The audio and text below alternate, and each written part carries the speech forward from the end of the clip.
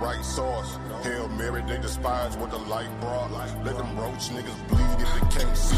Side at a TV, what you can't be. They say that murder on my mind, now they can't breathe. Take a picture of the crew, that's your last peep. Oh, I need me your love, yeah, that's just me. Keep them jumping like some frogs, so they might be leave when the sun set. And they don't really wanna bleed from the gunplay. And like mine, niggas smoking weed on the one-way street, nigga. Yeah, we see we outside with it. Pull up to debates like we might be with it on guard. Side these niggas like bullshit and they fraud. Let me chop them down with the sword. Walk them down like they live hard.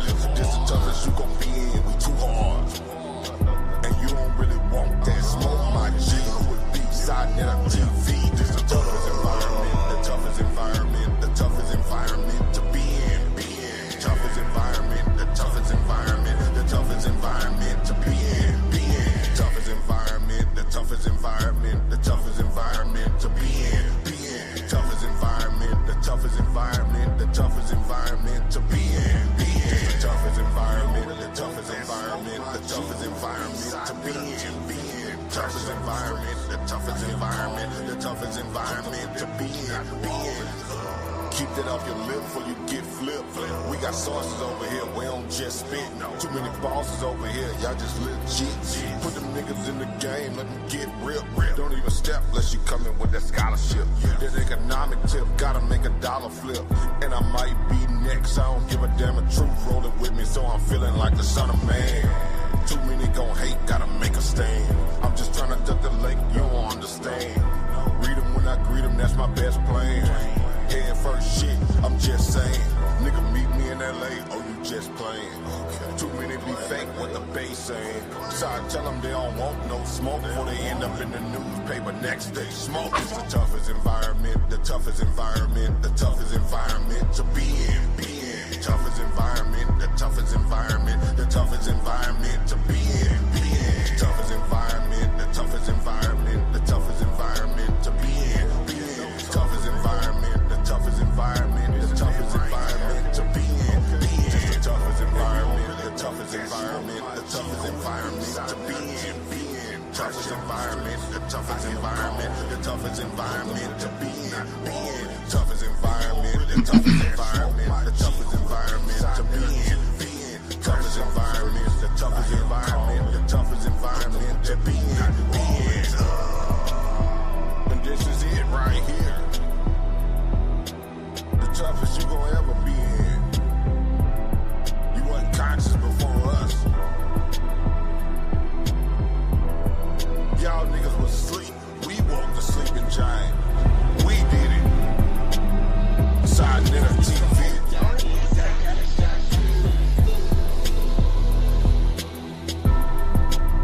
So stay your ass in your little box.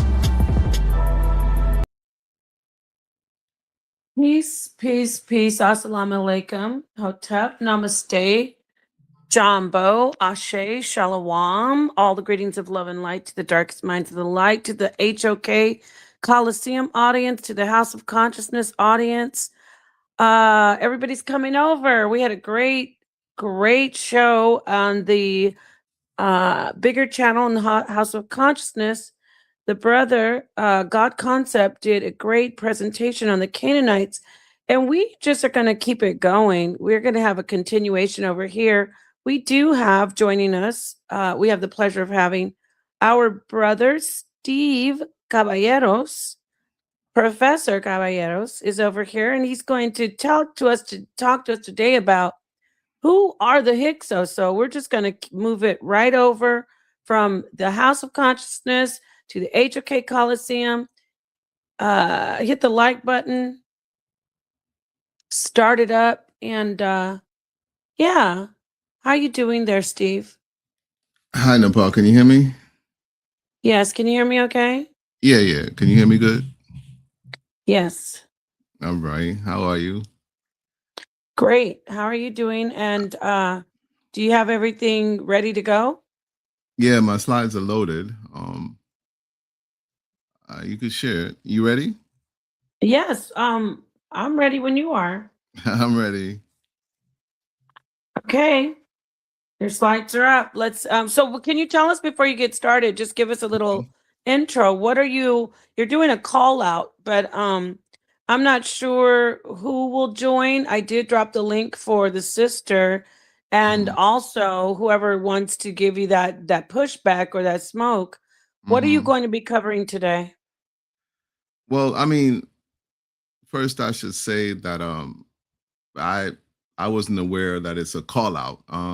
What happened was that it was in another group, and yeah, I am a debater, and in kind of like trying to set up a debate, someone told me that the sister, that she wants to debate, and then I just threw out a topic, and mm, she may have seen an interested or curious. So, but it didn't seem to be going anywhere. And then my manager reached out to me and gave me some insight, and then she reached out to you, and that's how we ended up, or I ended up.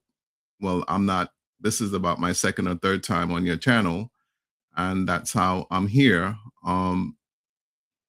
I guess I'm calling out people. I guess I'm not calling out people. It's Didn't know this was a call out. no, but it's cool. So It's when all you right. contacted me, you didn't say you were interested in getting a debate.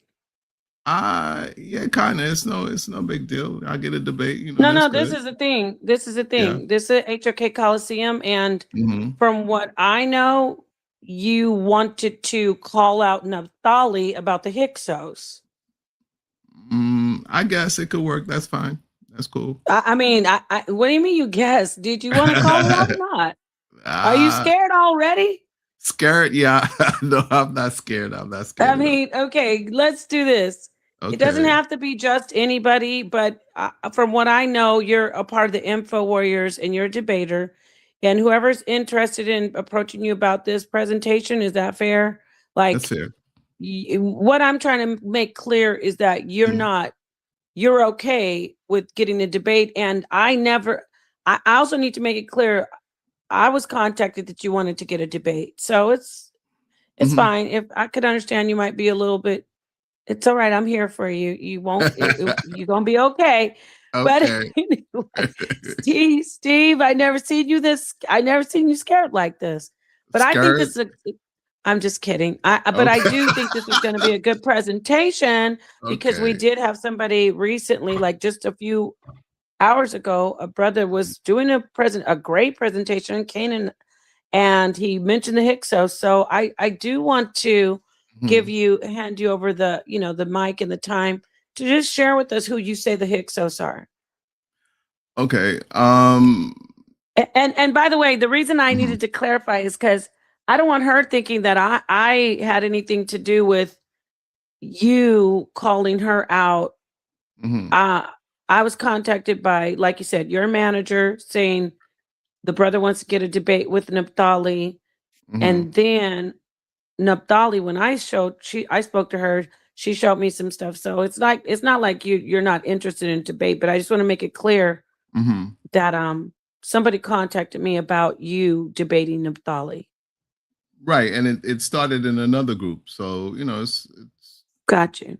it's okay. It's cool. Okay, cool. We got that out of the way. Yeah. Um, she might agree with some of your information. I don't know. I haven't seen it. Okay.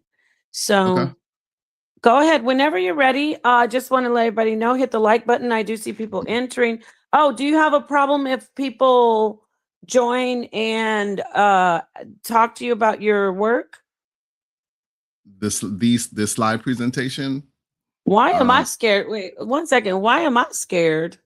Asiatic. This is weird. I'm scared of Naphtali. Why? This is so dumb. Like, Asiatic, you're gonna get your ass timed out. You won't even be able to be in the chat. I'm not scared of Naphtali. This is the thing. I like to clarify. When I get contacted and somebody says, "Hey, I want to debate somebody," and then I say, "Oh, this person's here to debate," I want to make it clear that the person's not being forced to do something. It's just integrity. It's not afraid. So anyway, Asiatic, say one more thing and you will not even be in the chat. I promise you, because Naphtali is a great debater. Naphtali is very informed, but don't ever forget, and I could say this, she's my daughter. She came from my loins. All right? Thank you. Now, with that said, they already want to start. They're a little, it's like the Thunderdome today. All right, you ready to get started or no?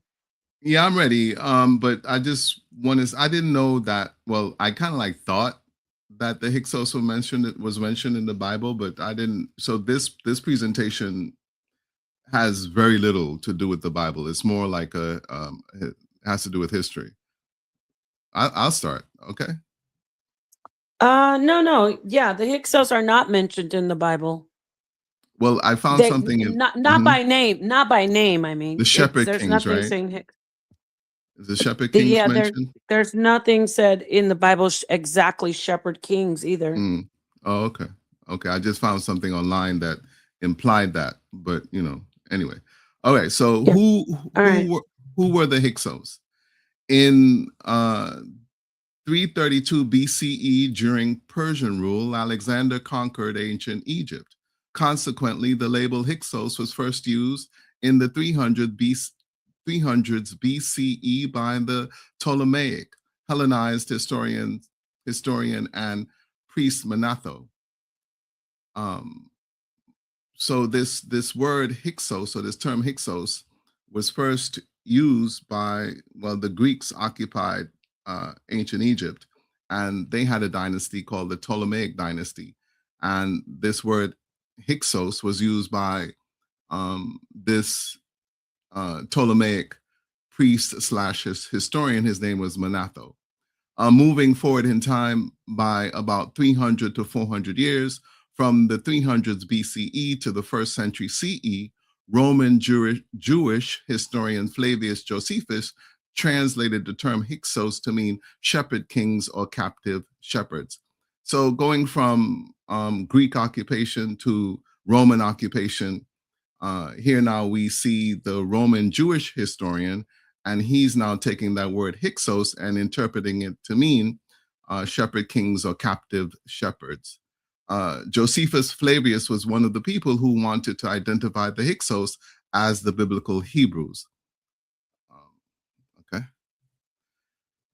And then you can also chime in at any time at any time that you want, Do you mind if I let people up on the panel? That's fine, but can they wait until can I do the whole Sure. presentation? No. Mm-hmm. Definitely. I do Okay. want to say this to everyone. The link is pinned.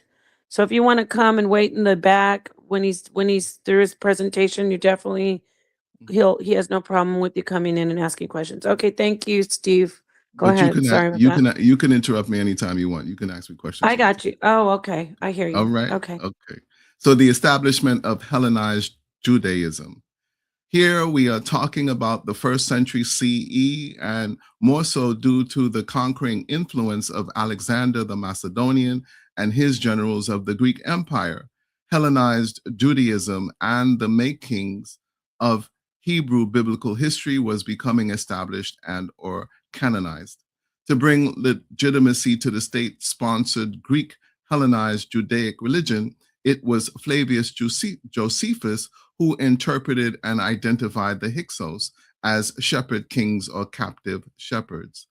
However, consensus among modern day historians is that the name Hyksos was a Greek version of a Kemetic, ancient Egyptian title Heka Kasut, meaning rulers of foreign lands. So it really meant rulers of foreign lands, not shepherd kings or captive shepherds. That's what Flavius Josephus made it out to mean.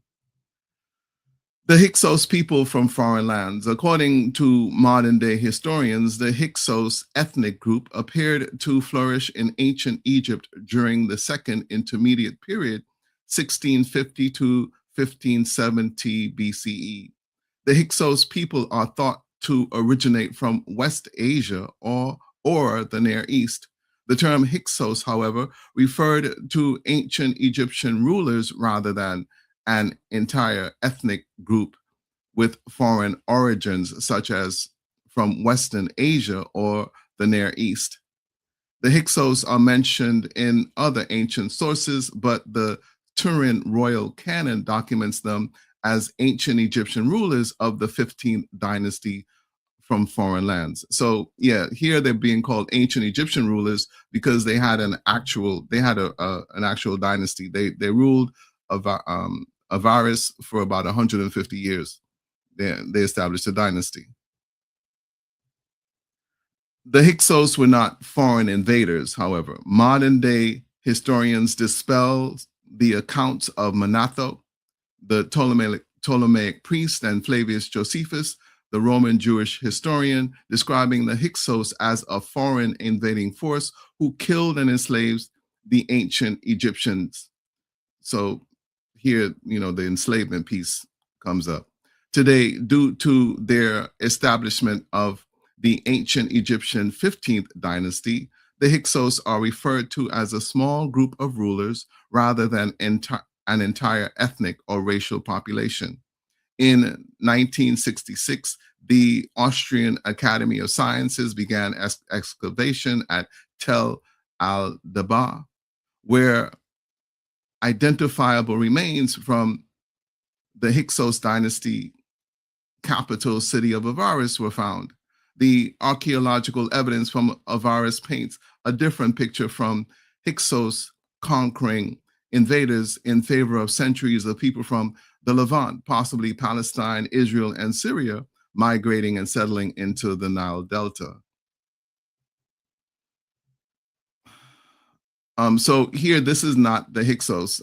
This is around the same time that the Hyksos were coming into ancient Egypt or Kemet. Here you see her name is Queen Sobek Neferu.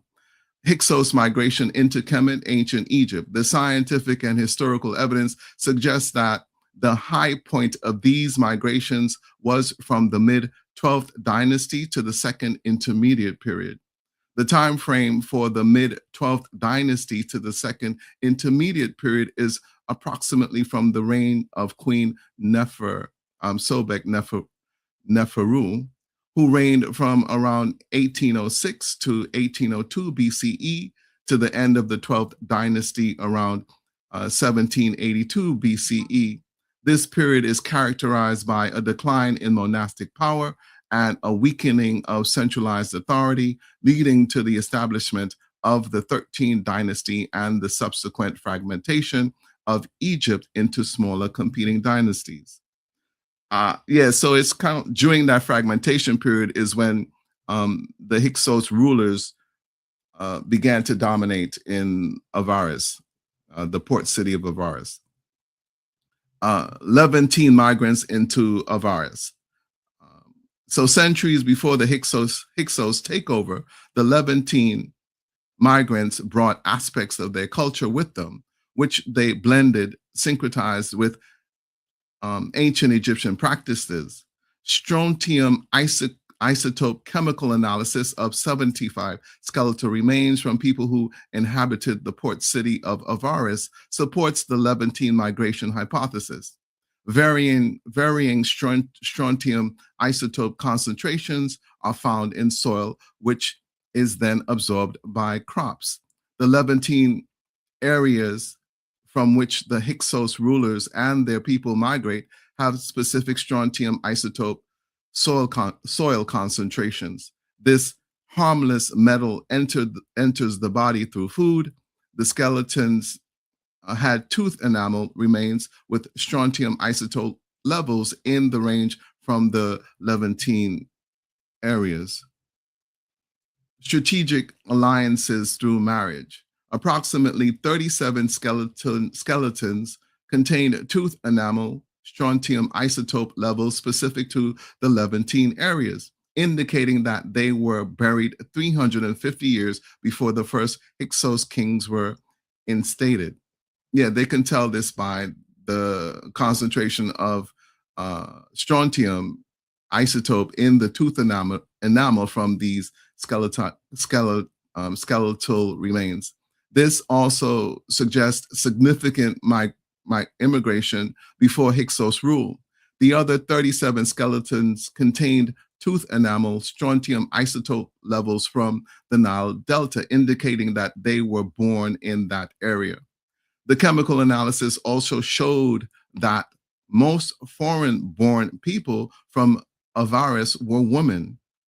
Researchers postulate that local-born rulers cemented alliances with Western Asia through strategic marriages. Oh my goodness. The slide is totally messed up, but 1 second.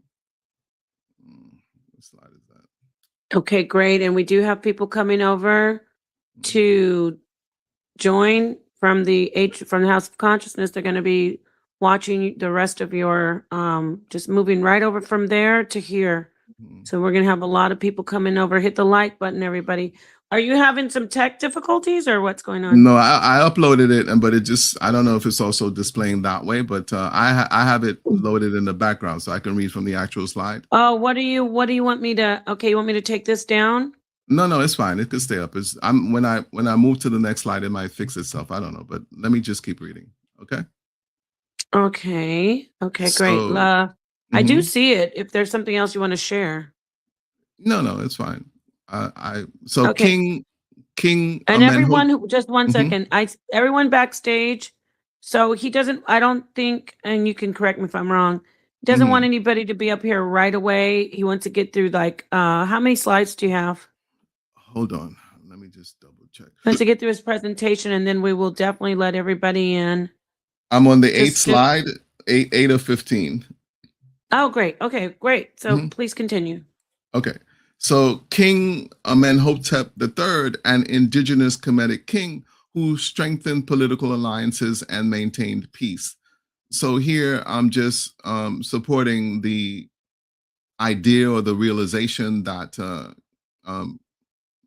indigenous rulers of ancient Egypt, that they married women from Western Asia in order to strengthen political alliances, trade, and to maintain peace. So ancient Egyptian rulers married foreign-born women for several reasons, primarily to strengthen political alliances and maintain peace. Diplomatic marriages were common practices during this period, with Egypt's rulers seeking to forge alliances with neighboring kingdoms to secure peace and trade. Amenhotep III, 1386 BC to 1349 BC, for example, married several foreign women to enhance his power and influence. These marriages were not only political, but also reflected personal relationships and cultural exchanges, contributing to the stability and effectiveness of Kemet's diplomatic alliances. Yeah, let me go back to... Okay, so R.I.S.E was a melting pot of different people and cultures. Varying strontium isotope levels in the foreigners' teeth showed that they came from different areas of the Levant. This is evidence that R.I.S.E was a multi-ethnic and cultural Kemetic seaport city. Further evidence of a melting pot, multicultural R.I.S.E was the distinct artwork and clothing artifacts different from the native Kemetic people. R.I.S.E artifacts of burial practices and records of names etched in stone were similar to that of people from Southwest Asia, not indigenous to Kemet. The Hyksos elites gradually dominated R.I.S.E. The Western Asian citizens of R.I.S.E appeared to introduce new technology to Kemet that became commonplace: the horse and chariot, the compound bow, and improved metal weapons. Being a seaport city, the R.I.S.E elites Hyksos also maintained a dominant role in trade with Western Asia. The R.I.S.E elites also became officials for the Kemetic kings of the Middle Kingdom. The inordinate evidence points to, rather than a violent Hyksos invasion, there was a gradual cultural shift where the elites of R.I.S.E with Levantine ancestry began to dominate. How did people from Western Asia progress from migrants to rulers? Archaeological evidence suggests that rather than a violent invasion. It was a gradual cultural influx lasting centuries to transition from migrant to Hyksos rulers. I know this slide is longer than this. 1 second.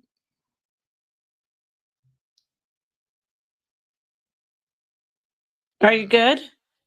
Yeah, I'm just doing something else in the background. Okay. Yeah. All right. So, right. Possible occurrences. One, the Tel El Dabar elites increased their local power as the centralized authority of the indigenous Kemetic kings declined around 1782 BCE at the end of the 12th dynasty. Two, the process may have been gradual and peaceful, or the Hyksos rulers may have staged a coup from inside Kemet to siege power. Three, famine in the Nile Delta region contributed to the decline of the Kemetic kings, allowing the Hyksos dynasty to emerge. During the 15th dynasty, the Hyksos rulers assumed the title of Heka Kasut and kept their Amorite names as they did so, as they did not shy away from their West Asian Levantine origins.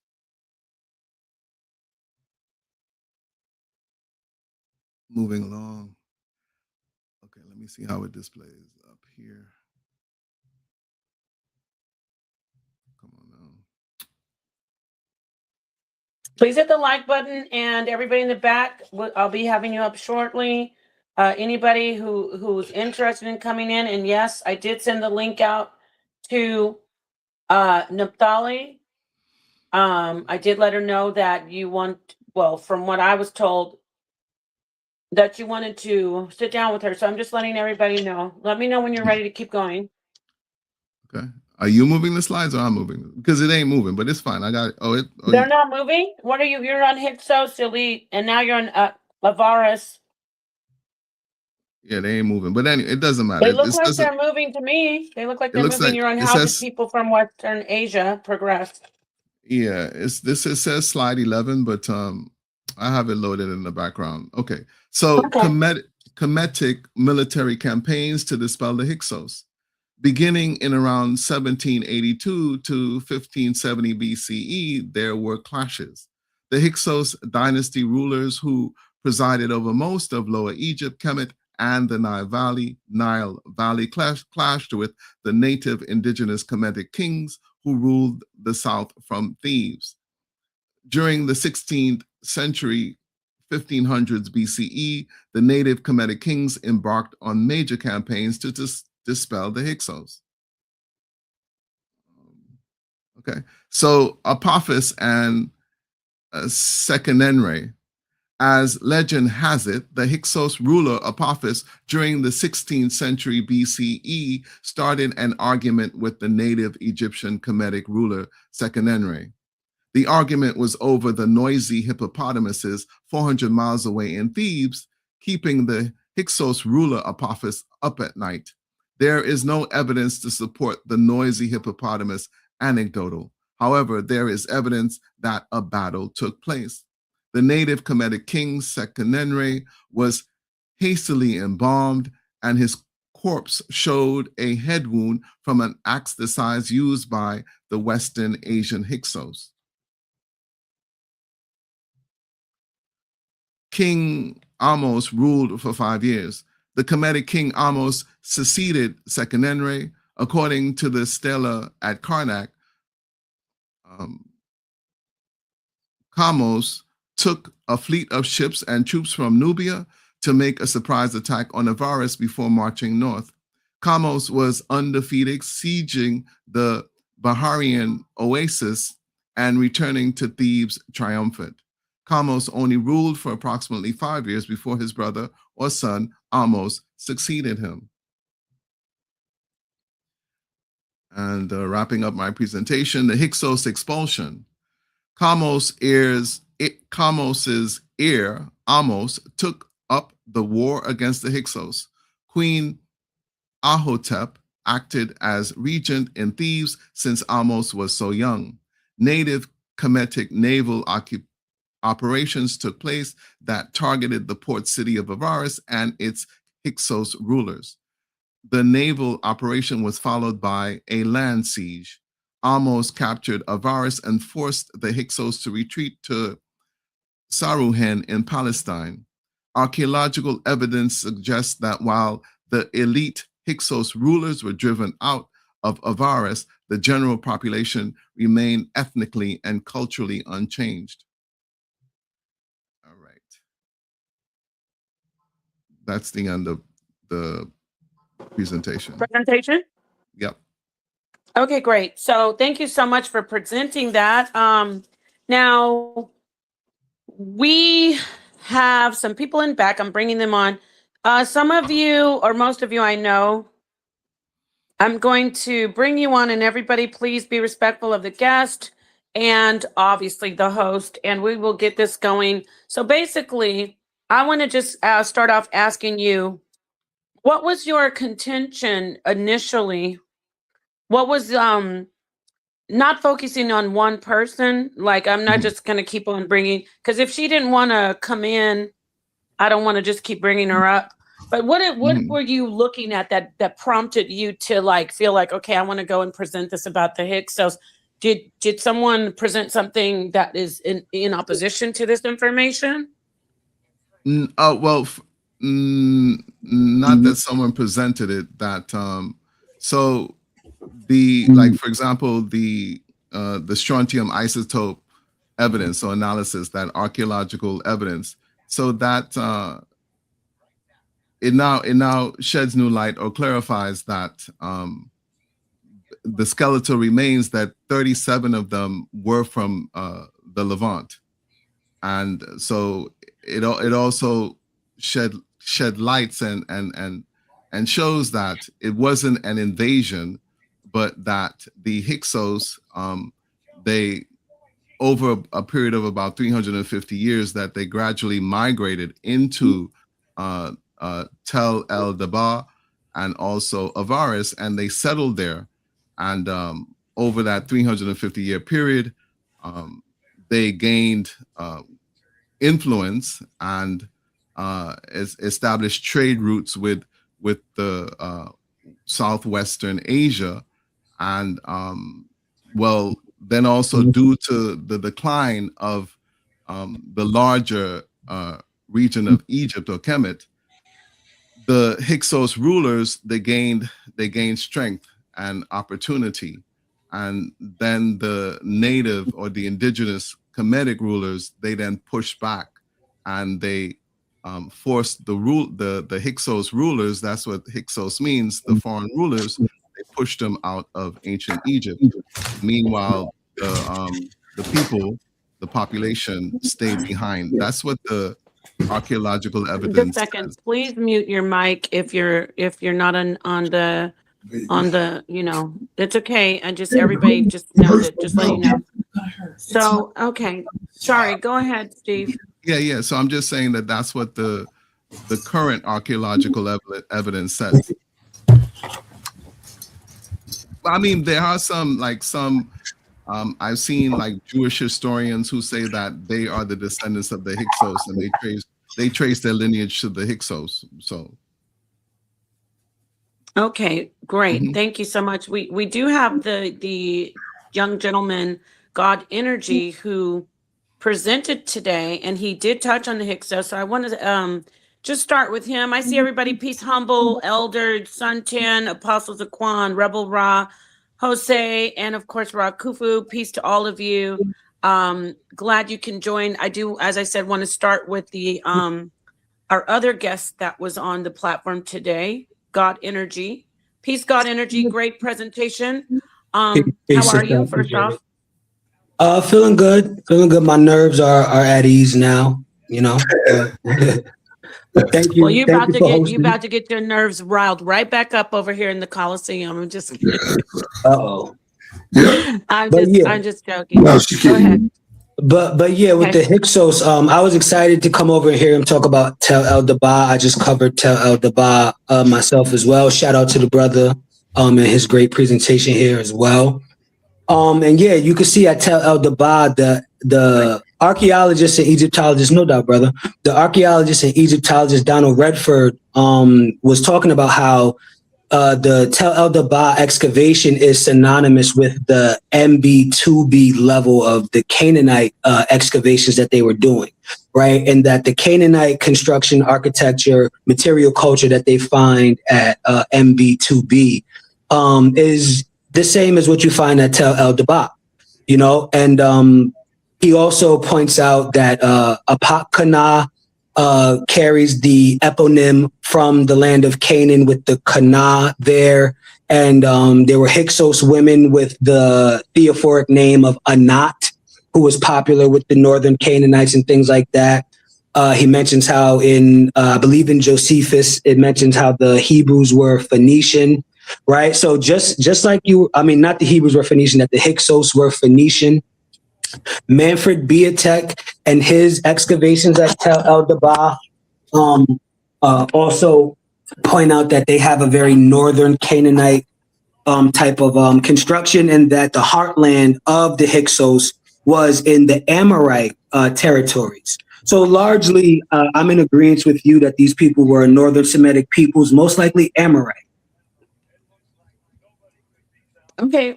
So you think they're most likely only Amorite, or were they a mixture? Definitely a mixture. All of these large movements of peoples had some sort of mix going on with other groups, but they were largely Amorite. They were overall Canaanite. So right, regardless of the individual mix, the Hyksos as a large body were Canaanites. Who the specific Canaanites were, we could get into the weeds on that. Okay. And I want to pass the mic. What do you think about that, Steve? You agree that they were most Yes. likely Amorites, or? Yes, because the Hyksos, the Hyksos who are the leaders, the elites, they kept their culture. So in other words, there was syncretism, there was a blending of in native Egyptian or Kemetic culture with that of the people from southwestern Asia. But the Hyksos, they maintained their identity during I think it was the 15th dynasty. So they left artifacts saying that they were there and they were rulers and they kept their names, and and there was a syncretism in the religion. And so yeah, definitely it talks about them being Amorites as well. Now, would you say that the Amorites, for both of you, and then I'm going to move around the panel with everybody else, would you say the Amorites, I saw the brother's presentation, so I kind of know what his answer is going to be, but I'm going to start with you, Steve. Were they phenotypically Black? Start with you, Steve. I can't say that so being phenotypically Black, that's kind of like a loaded question, because if you want to say genetically, if they had more African genes than say Asian genes or something like that, I can understand that. Right. But like being phenotypically Black, you mean like, did they have kinky hair? Did they have an aquiline nose? Did they have thin lips? So I'm kind of like not sure exactly. And then, but these folks, they were also of mixed heritage. They even most of us today are of mixed heritage. Can you hear me? Okay. I hear you just fine. Okay. Yeah, we hear you. Okay, so let me thank you. And so what about you, God Energy? I use the word phenotypically. I saw you had presented some DNA information. You can go into that, but the question is, first off, excuse me. Sanapa is the best there is on this YouTube, but respect to you all. Oh, wow. Thank you, T Tiger, for the $20 super chat, but most importantly for that awesome compliment. So much love to you. Much love to you. Okay, back to you, and then I'll go around the panel. What about them being Black or of African descent or phenotypically Black? You know where I'm going with this, because the brother Steve, I'm kind of teasing you, but I'm still partially serious.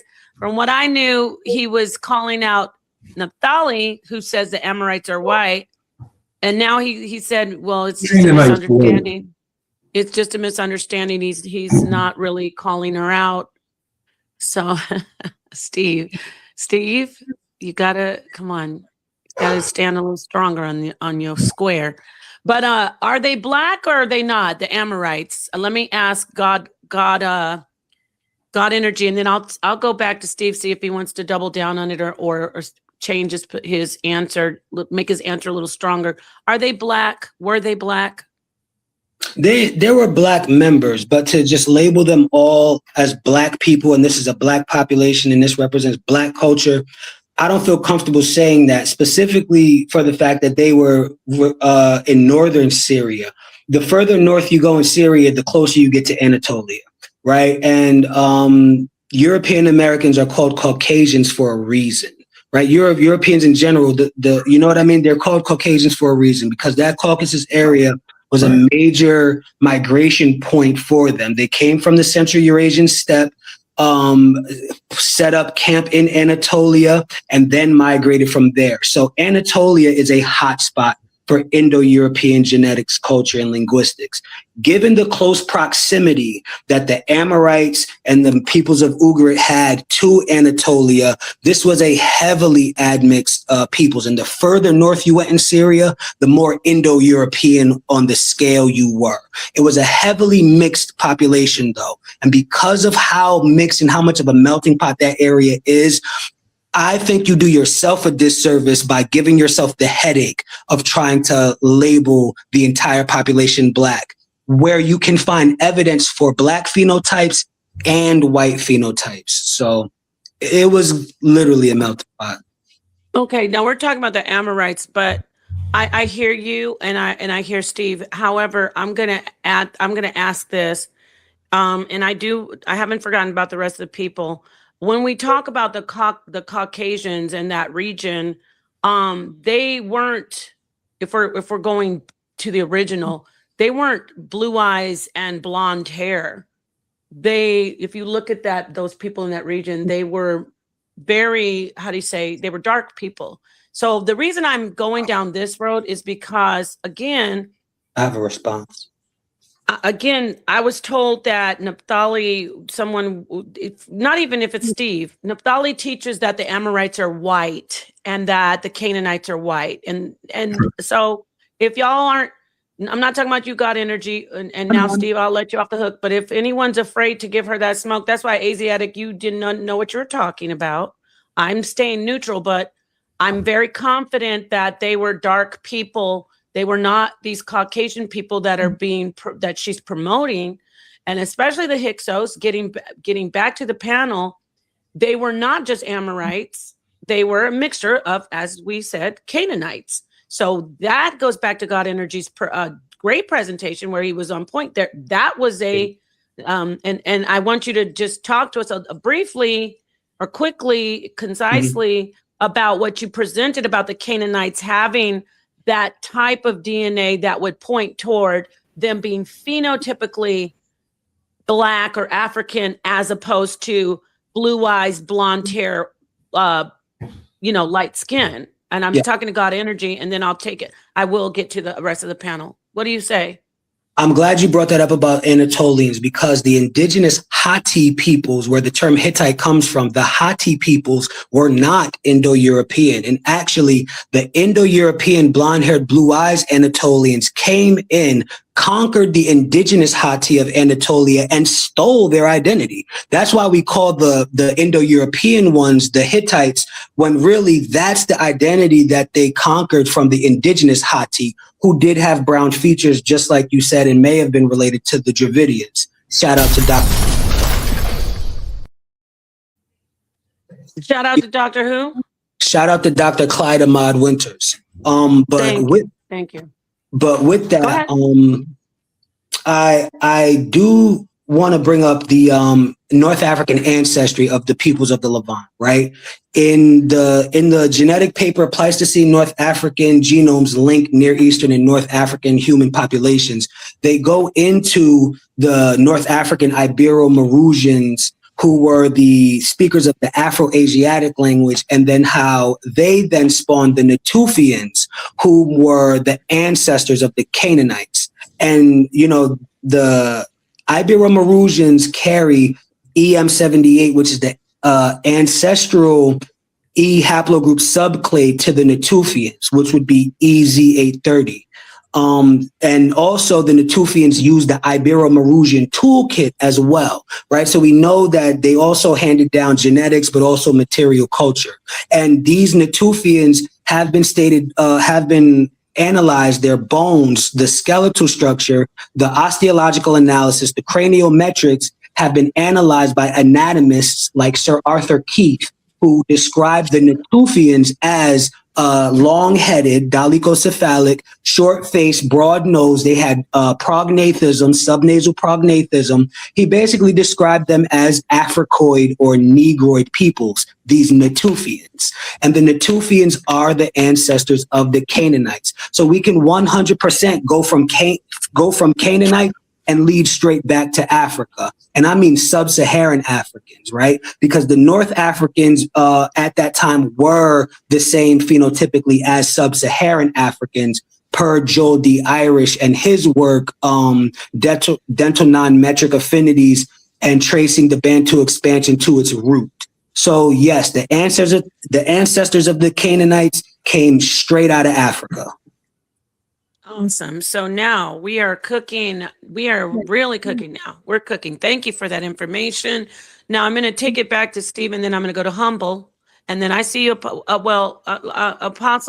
I'm going to go to, I'm trying to go around the panel the way it's set up from where I see it. So we'll go to Humble. Then I see Apostle put his hand up. So I'll go to you. But Steve, are you agreeing with this information that the brother's saying that they about the Canaanites? Is that why you even thought of the sister's research about the Hyksos? And I don't even know what her position is, but I'm guessing that her position possibly would be that the Hyksos are not black. Basically, how she teaches the Canaanites are not black. What is your response? And then I can move on. Yes, sir. It would have been great if the sister was on the panel. And so I really didn't know that much about her. Like I said, it was in another group, and like looking for a debate. Somebody said, okay, Naftali's also looking for a debate. Oh, I see. And I threw out a title about the biblical Exodus versus the Hyksos expulsion, and she seemed interested. But so then, my manager told me, well, then, come over here, and that's where I'm at. And I focus mostly on the Hyksos expulsion.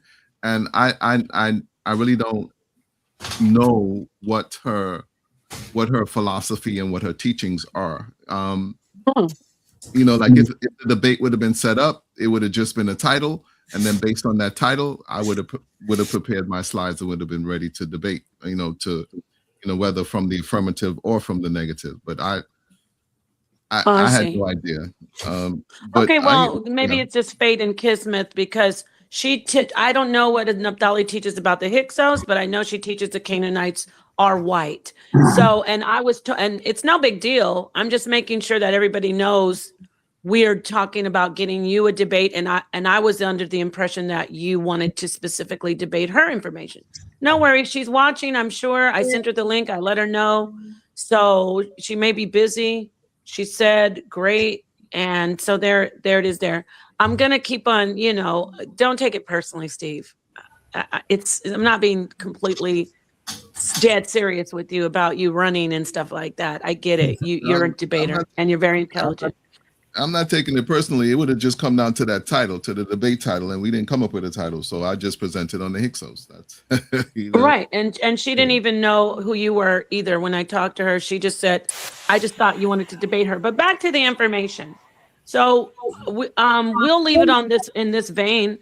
Who are the Hyksos? Are they white? Were they black? Are they Canaanite? Are they Amorites? Are they all of the above? Humble, what would you like to add in about this presentation, or what's your position on the Hyksos, if you have any? Yes, ma'am. Yes, ma'am. Blessings. Thank you for giving me this time. I would say that the Hyksos were Canaanites, specifically Amorites. Of course, just like the brother Godbody was saying, when we actually go in, we can see that, of course, they had some mixtures. But what I really want to point out, since Sister Napal, you were talking about their looks, right? When you see them depicted, right, on Egyptian and things of that nature, right? They look lighter brown or almost olive tone compared to the Egyptians, right? So if we're asking, was they dark brown or did they look African? No, they had a very distinct different pheno feature than what we would consider the African over there at that time as well. So they didn't look like the Africans, and we can see this by how the Egyptians depicted them, right? And not only the Egyptians, but other people depicted them as well, right? So they were not dark brown skin, right? But they were not certainly white people. They were olive colored, and I would say that they were from the Levantine area, right? Canaanites, the Amorites more specifically. I land my plane with that. Thank you very much. And let's move on to Apostle. Apostle, the Hyksos, were they You already only, called me. were they, excuse me? Nobody called you. Said he after. No. Yeah, he had his hand up, so I was going to go to you after him, Rakufu. Okay, if you are okay with that. Yep. Thank you, sir. Yeah, Apostle, so go ahead and let us know your position. What do you think about the brother's presentation, Steve Caballero? Yeah. And who are the Hyksos? Who are the Hyksos? And I'll get to you, Rakufu. Thanks, Nepal. I just wanted to say to Brother Humble, it's God energy. God body is a different guy. Oh, did I say God body? I meant to say God energy. My bad. Yeah. Oh, I'm so sorry. Sorry.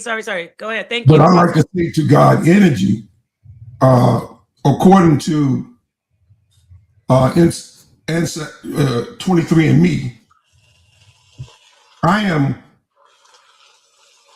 of that EM 78.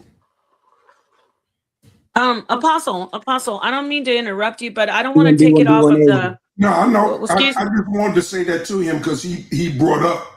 Yeah. EM. Yeah, E1, B1, B1, A1 is what they call EM78. And most African American males, their paternal haplogroup is something of the E haplogroup, right? And you can also find the E haplogroup in the Levant and in Arabia, all over the Middle East and North Africa.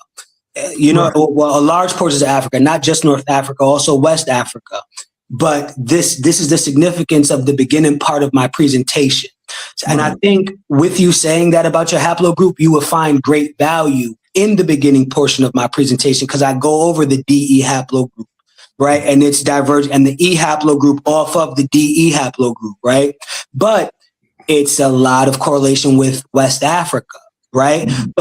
So yes, it's later found in the Levant and in Eurasia, in Arabia, but it has a lot of origins in Africa already. And if you go by us being from Africa, if we were taken from West Africa, you would expect a lot of us to have the E haplogroup. But to your point, if we were all Hebrew Israelites, you would expect all of us to have the E haplogroup as well. So. Okay. Let's get back onto the topic of the presentation that brother's doing. Yeah. So I'm going to ask you, who are the Hyksos? If you could just, because I'm going to go around the panel, Apostle. The Hyksos are Hebrews, not Israelites. They are of the ancestor Eber, or if you want to say even Abraham, he had 8 sons. So you can be Hebrew and not be an Israelite, meaning from Jacob, Israel.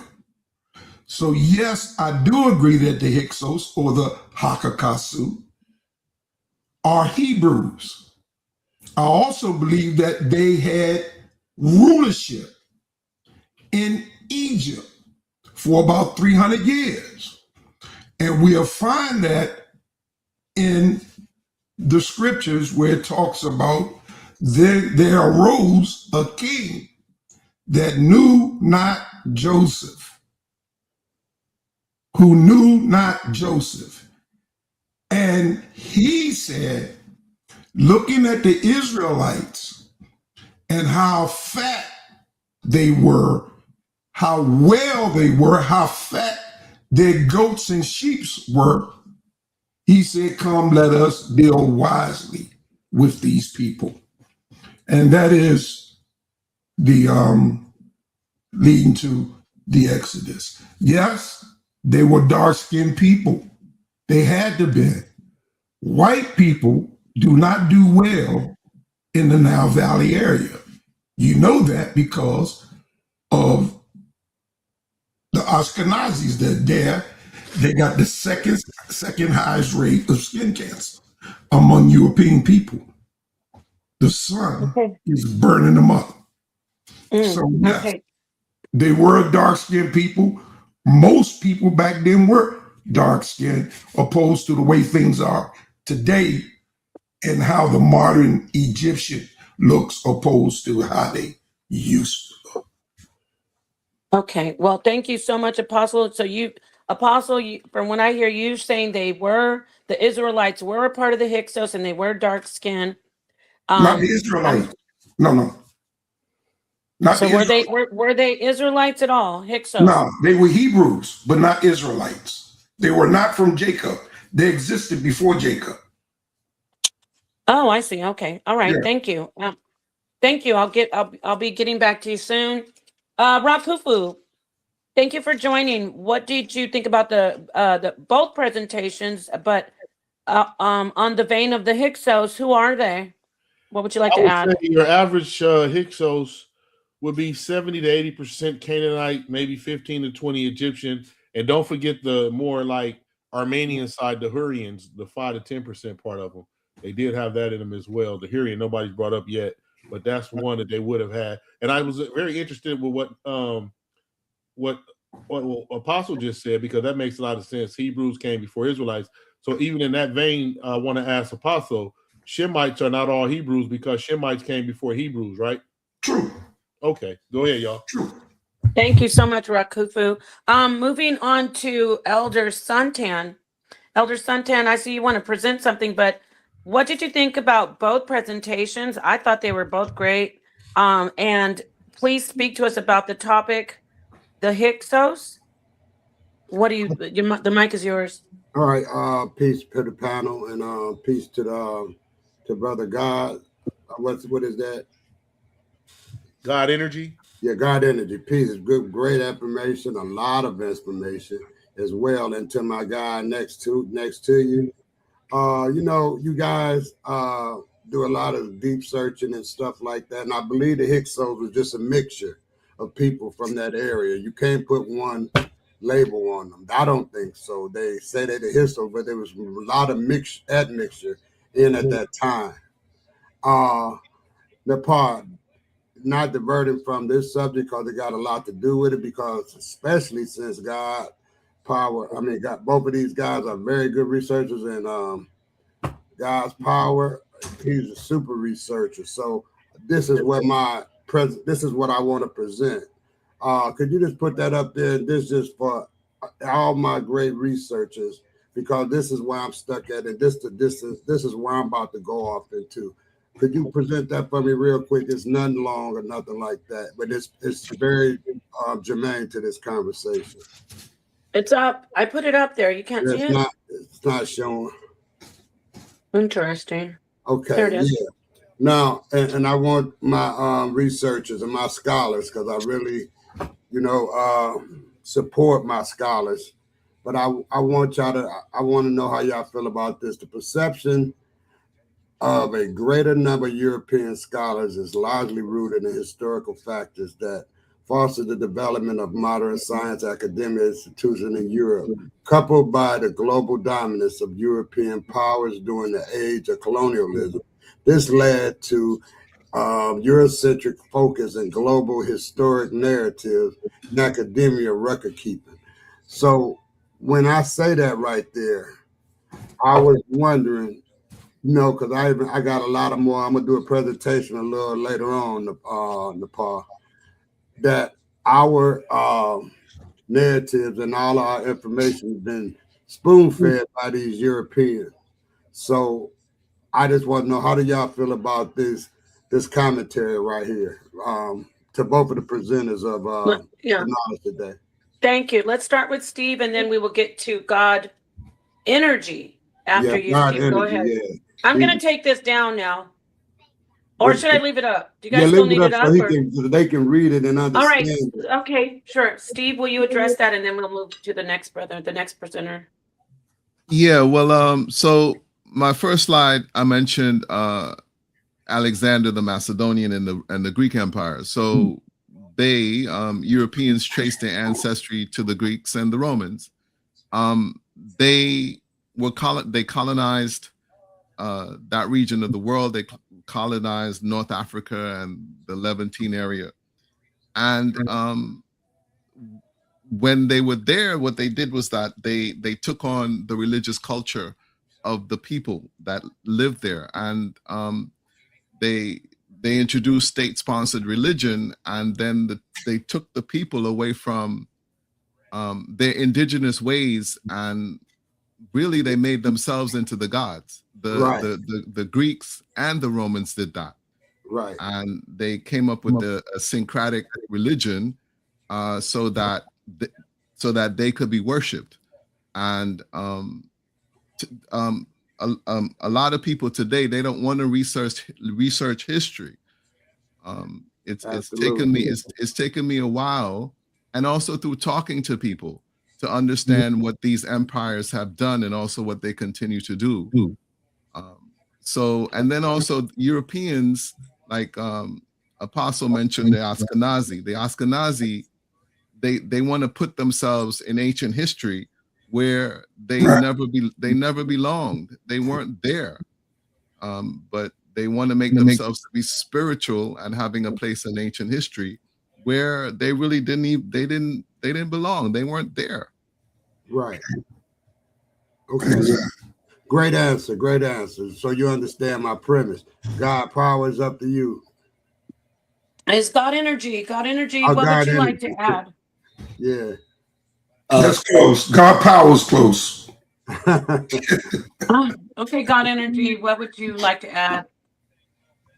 Yeah, I agree with the brother, and actually, it's been a long line and system of things like that, right? Because we know the original inhabitants of most of these places were melanated people, meaning the originators of the civilizations as well were melanated people. So just as the Greeks had a hand in turning African gods Indo-European and white-looking, right? An example being Osar literally giving a white counterpart with Serapis, right? Literally a white counterpart. Right. You can see this process though happen all over the globe. I can give an example of Krishna turning blue when the Indo-Iranians migrate into India and start to change the original melanated Dravidian system that had existed there, right? And we can look at Angkor Wat and the people of Khmer, which most people know as Khmer. These peoples were stated by the anthropologist and curator of the Peabody Museum, Roland Dixon, that the peoples of the Khmer civilization, the ones that built Angkor Wat, were short, dark-skinned, flat-nosed, had negroid lips, and frizzly hair. He was describing Black Asian peoples. And you can see how Buddha, just how Krishna went from black to blue, Krishna literally meaning black, Buddha also went from black to a more Asiatic phenotype representing the Dai Viet, who had replaced the melanated Khmer, just like the Indo-Aryans replaced the Dravidians, just like the Greeks and Indo-Europeans replaced the Afro-Asiatics, and just how the colonialists of today have replaced and displaced multiple ethnic groups. So this is a system that continues, and we can cite it through history all over the world because it happened to all of the melanated populations. So how can we trust that information? Well, because it's right. Cross-reference, because not everyone is with the agenda. There are truth tellers. So you have to cross-reference. All right. Thanks a lot, man. I just want to know about how your presenters feel about this information, because you have a lot of information And at the end of the day, I'm just the type of person. That's just me. I like to know things, and I want to know why people like us when presenting this information back, even in antiquity. Period. It's been dominated by the Europeans. So that's my problem with the history and the way it's been presented to us. So thanks a lot, fellas, and keep up the good work. Okay, great. Steve, did you want to add anything? Anybody at all? Humble? I'm just gonna pretty much it's open to everybody. Oh, Rebel Rob, my bad. How could I forget I didn't see you, brother. I'm so sorry. Rebel Rob, thank you for joining. What did you think about both presenters' information and who are the Hyksos?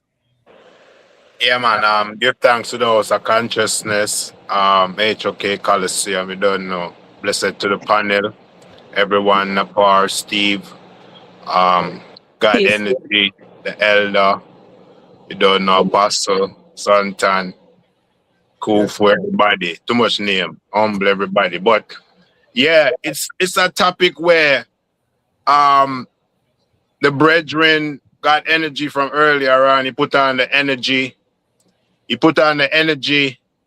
But my intellectuality was telling me, say, hey, do it in pieces because the energy is so potent and so a lot that he needed the people to interact to kind of absorb it. But I like the energy him putting forward. You know what I'm saying? Yeah. And Steve, bless up, you look at it from that historical point of view. Yes, still I wanted you to point out dates, you know what I'm saying, events, people and all that stuff that include the energy more than like you were reading the slide and then kind of summarizing what you read. But at least what you're saying is what the scientists them saying. So it's not your point of presentation or my perspective on it. Is the fact that what we are saying on the board right now, it's accommodative to what the scientists been saying, and we are going back on those scientists who came forward through Josephus, and then we are going through Josephus to Manetho. So at the end of the day, which is back to the Greeks. So did the Hyksos really come from the Levantine? Are they trying to claim a lineage of a people? Are they trying to make a connection to say that they're running Egypt now? They're the kings, they're the priests, and they dictate the information. So, but apart from that, the avarice topic, and Altabar, are they the same cities? Because the strontium DNA test saying, hey, we find people there, we find the culture there. Is it one saying that, you know what I'm saying, it's a Greek way of pronouncing it? And is it a Egyptian way of pronouncing it? So that question is for, obviously, I believe it's for God Energy. Yes, Steve and God Energy, two brethren, yeah. Okay, whoever wants to go first. So I would say that, so Heka Kesut, which was more like kind of like the original pronunciation, it means foreign rulers. And then it was Manetho who started saying Hyksos.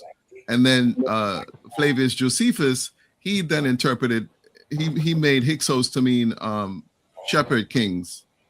So it's kind of like a type of corruption, so to speak. But the Hyksos rulers, it's documented that so Hyksos are rulers. It means like Heka Kasut, it means foreign rulers, and they ruled the Avaris region, and you mentioned Tel El Dabar. So they ruled that area for about 150 years. They were there for about 350 years before that. Then they became established, and they brought new technology into the area, such as the horse and carriage, the longbow, and improved metallurgy. And due to the weakening of lower Egypt, R.I.S.E. And You here's a too. piece of chicken Yeah, if you want yeah. more chicken. But Dobby, I have But some. Paul, you're live. Your mic is And open. oh, sorry, I'm not. I'm serving dinner. Sorry, guys. My bad. Okay, right. So, an indigenous Kemetic king who strengthened political alliances and maintained peace. The pie you read him. Okay, yeah. Lower Egypt, there was famine. So then there was an opportunity for the Hyksos or the foreign rulers to then dominate, and the native Kemetic rulers. Under the groove. Yeah, the native Kemetic rulers. The one that comes to mind is Amos. He carried out campaigns to push out these foreign rulers. Yes, I'm sorry. I see your finger. Who's talking, man? There's an open mic somewhere. Yeah, Just like me. the brother in the I made the middle has mistake an not to open mute up. mic. But I want to ask a question to the I wanted to actually presenters. answer. I wanted to actually respond to the brother as well. No, and you're going to respond right now. Okay. I just want you to also. I want to understand. Are we talking about Israelites as well, or we're just talking about just everybody that was Canaanite? Go ahead, God Energy. At this time period of the Hyksos, you can't be talking about Israel. Like the kingdom of Israel didn't exist at this time anyway. So there's no way that the Hyksos could be Israelites in any form or fashion. And then the identity of Hebrew wasn't around at that time either. You know what I mean? So they were not connected to Hebrew or Abraham or the Torah or Yahweh or anything like that. Why I say that as well, the material culture that they brought, they were worshiping Anat. They were what time period are you talking about?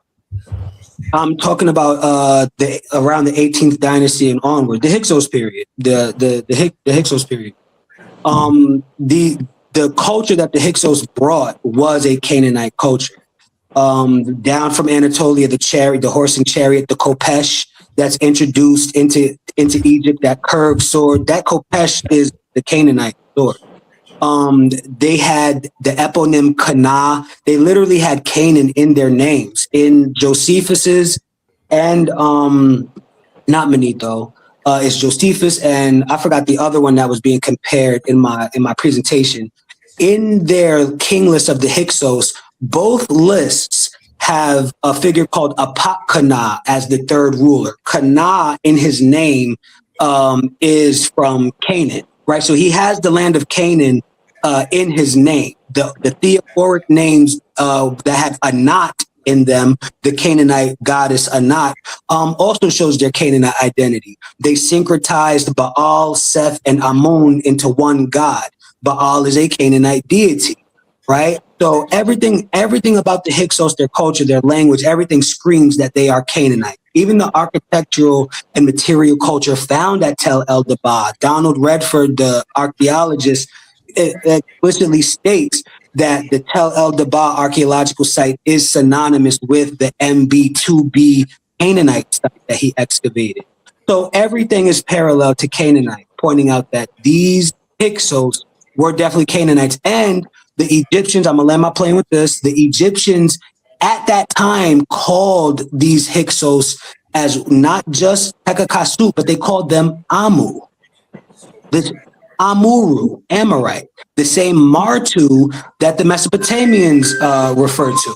So they are even named by the Egyptians being Amu, pointing to their Amorite identity. Okay. So I want to ask some questions for everybody, because when I asked about the time period, you said during when the Hyksos were there, but I'm asking you this, I want to be clear because we're all learning. When you talk about Anat and you're talking about the trade between Kemet and Canaan, right? That's what you're referring to when when you say the goddess Anat, when Kemet was doing trade with the Canaanites. Correct me if I'm wrong. Is that also the same time? That's before or after or during the Hyksos expulsion? This is, well, I'm going to separate Anat from the conversation about trade with the Canaanites, because Anat being a theophoric name amongst Hyksos women when they come in, that doesn't speak to the trade relation conversation, which I'm glad you brought up, because I wasn't able to put that in my presentation. And the northern Canaanites in Phoenicia, in Sidon, Byblos, and Tyre, that we first see establish trade relations with the Canaanites.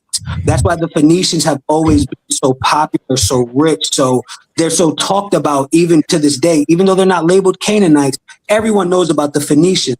And it's because they have a rich cultural history and, emergence on the scene with their relationships with Egypt. So it was in Byblos and Sidon where you see this first signs of trade, international trade with the Egyptians. Okay, so with that understood, because you were mentioning a knot, and I need to, that's the thing with me, I need to get sharp on dates, because are you asserting, and you have information showing that before the Hyksos expulsion, there was a present and a prevalent, how do you say, existence or presence of a knot worship in Kemet in northern Egypt? When you say before the Hyksos expulsion, that implies it's during the Hyksos period. Is that what you're trying to say? Or are you trying to say? I'm trying to see because you said they weren't Kemetic, they weren't Israelites. So I want to understand, because most people who say, okay, the Israelites were a part of the Hyksos, not all of the Hyksos were Israelites, but the scholars and those who argue or debate that the Israelites were a part of the Hyksos, it would be the expulsion would be obviously significant to that particular argument. So that's why I keep saying the expulsion. So right. before the expulsion of the Hyksos from Kemet, which was presented in Steve's which Steve presented in his presentation, were they worshiping? Can you show us that there's a worship of a knot and a very significant presence of that god being worshipped in Kemet in Avaris? So, specifically in Avaris, before the Hyksos were there, that I do not know. Before they were expelled, when they were there in Avaris, can you show us that there was a presence of the goddess of a knot? Because you brought up a knot, right? Mm-hmm. So what if you could reiterate on what you meant by, because when I said were there Israelites, you said the Hyksos were not Israelites, no. Meaning okay, so then you said something about a knot, right? Yeah, there are, in the name list of the Hyksos, there are multiple women carrying theophoric names, meaning names that contain the goddess Anat's name. Their names. I got you. That's specifically what I had pointed out in my presentation, as well as Cana or Canaan being a part of Hyksos names as well. So you have a Canaanite god and the land of Canaan being championed in Hyksos names. So you can see, who the Hyksos were and what culture they brought and where they were from. And as well as the Egyptians outright calling them Amu, meaning Amorite. And what about the information with Josephus and Manetho saying that the Hyksos were, or alluding to, actually explicitly saying that they were Israelites? I think Josephus says that. I think Manetho says they were Phoenician, if I'm not mistaken. Well, he doesn't say Israel. Neither one of them say, "Oh, these are the Israelites." But none of them say. I just want to make it clear. They don't say they're the Israelites, but information supports that argument. Because when you say that, I didn't understand. I didn't understand what you meant. You're saying there were women who were Hyksos that had the name Anat, which would make sense because the Israelites were Canaanites. They did worship the god Anat. So how would that exclude them, or how is that proof that the Israelites weren't Hyksos? So the usage of Anat proves that the Hyksos were Amorite Canaanites or were Canaanites. The usage of Anat does not disprove that they weren't Israelites. The fact that Israel did not exist as a kingdom nor as an individual identity at that time is what you have to know that the Hyksos in no way could ever be in anyone's imagination the Israelites, because the identity Israelite and the kingdom of Israel as a political body did not exist at that time period. Okay, they weren't established as a nation, and they weren't as what Apostle said. They weren't saying we're the Israelite nation. In fact, that really wasn't fully established until the expulsion in the story. So And what about again, you're saying that we didn't have their name and they weren't called. Okay, maybe they weren't calling themselves Israelites, but the group of people that are represented in the Bible, you don't see anyone present in that Hyksos occupation. You can't say, okay, this looks like this could be the people that are represented in this book. And see, this is the thing. You're saying no way. You're saying, I'm going to get to you, Apostle. You're saying no way, shape, or form, but there's tons of information from scholars that are presented. I get it. That's not your position, and that's not your narrative, but there is information pointing to Hyksos, the Israelites being Hyksos. And there's also, I forget what it is, the Amarna letters, I think, that they're mentioned, but I can go to Apostle for that or someone else. But they're even mentioned that they were present. Kemet mentions them being conquered. Are you familiar with that? That's for you, God Energy. Are you familiar with that information? I don't know if he can hear me. Okay, Apostle, go ahead. What did you want to add? Yeah. And then I'll get to you, Humble. Remember that we entered Canaan with Joshua and Caleb.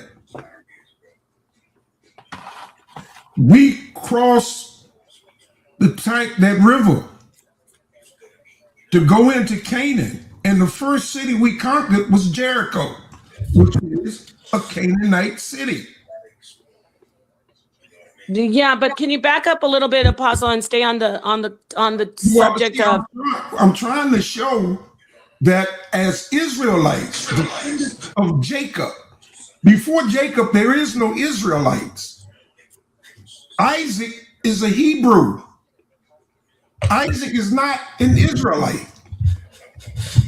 That word Israelite, which means to strive with God, was given to Jacob when he wrestled with the angel. He changed his name. So Israel did not exist. Even Abraham. I keep telling y'all about Abraham's great-great-grandfather, Eber. Okay, Apostle. Where Hebrew comes from.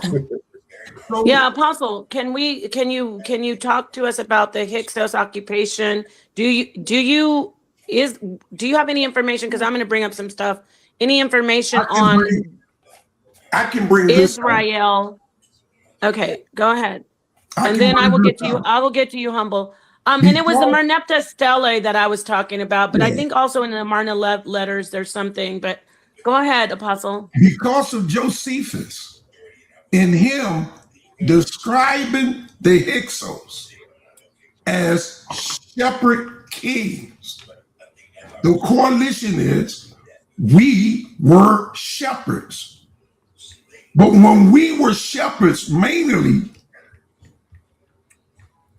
before Saul, we had no kings.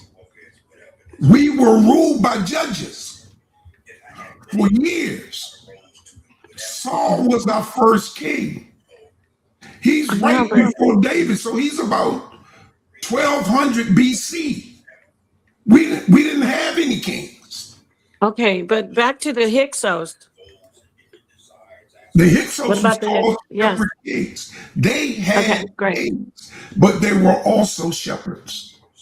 Okay, thank you. I'm going. Napat, that was part of my presentation, right? So as Apostle said, it was Josephus, Flavius Josephus, who called them the shepherd kings.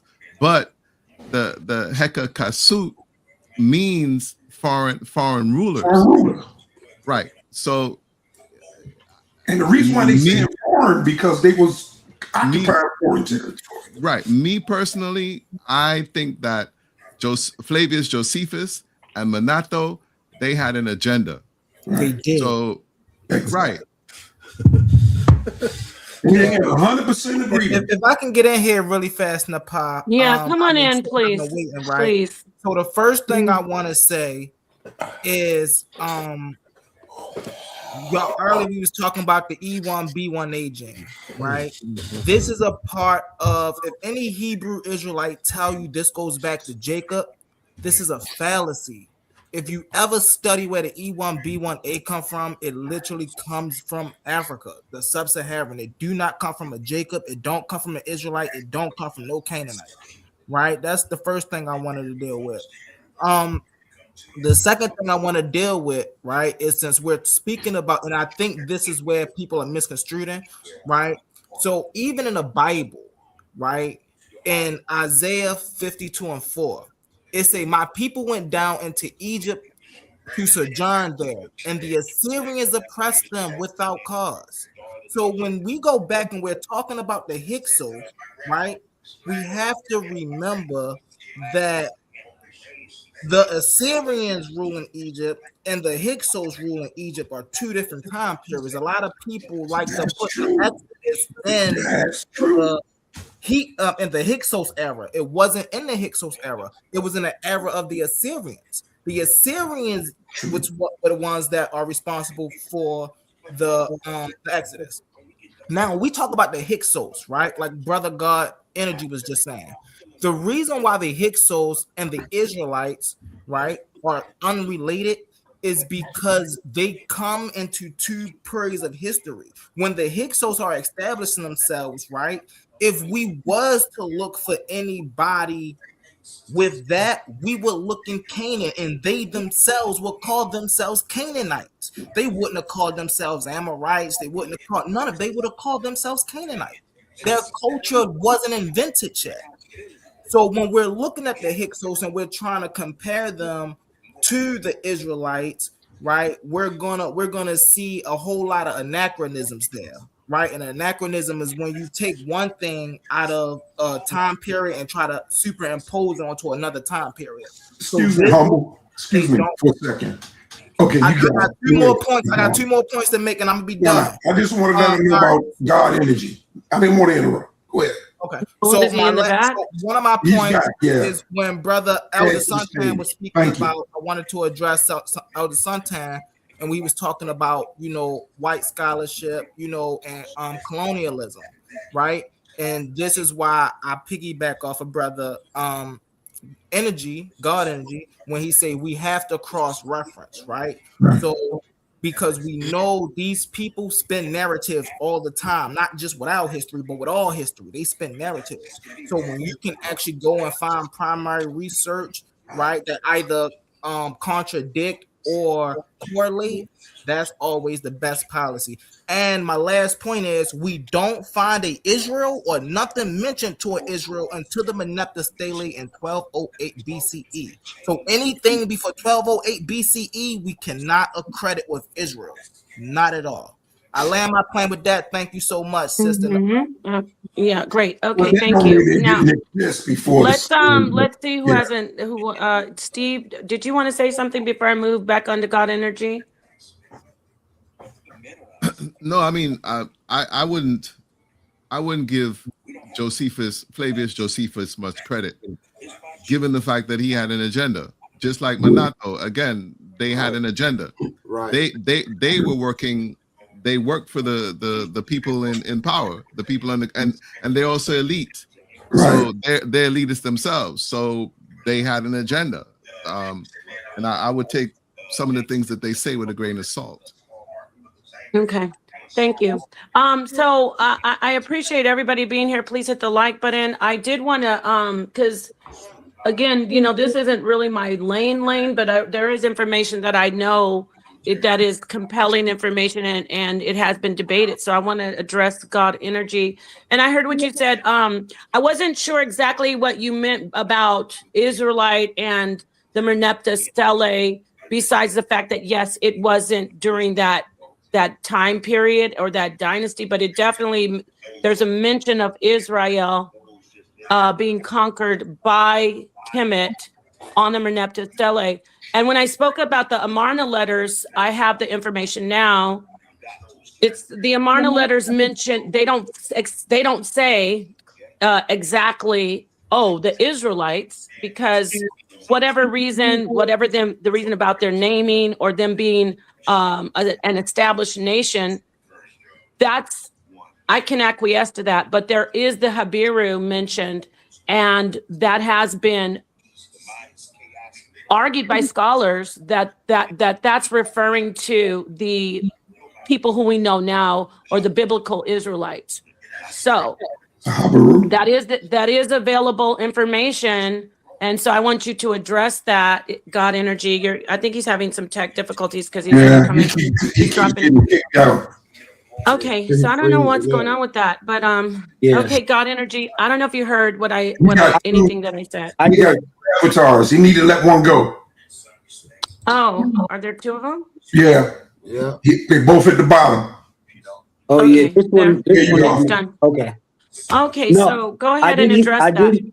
I did hear what you said, and I think my brother Humble Mystic hit the nail on the head with that, though, because to see Habiru and then say Israelite, those two don't equate historically when you look at the archaeological, linguistic, textual evidence, blase.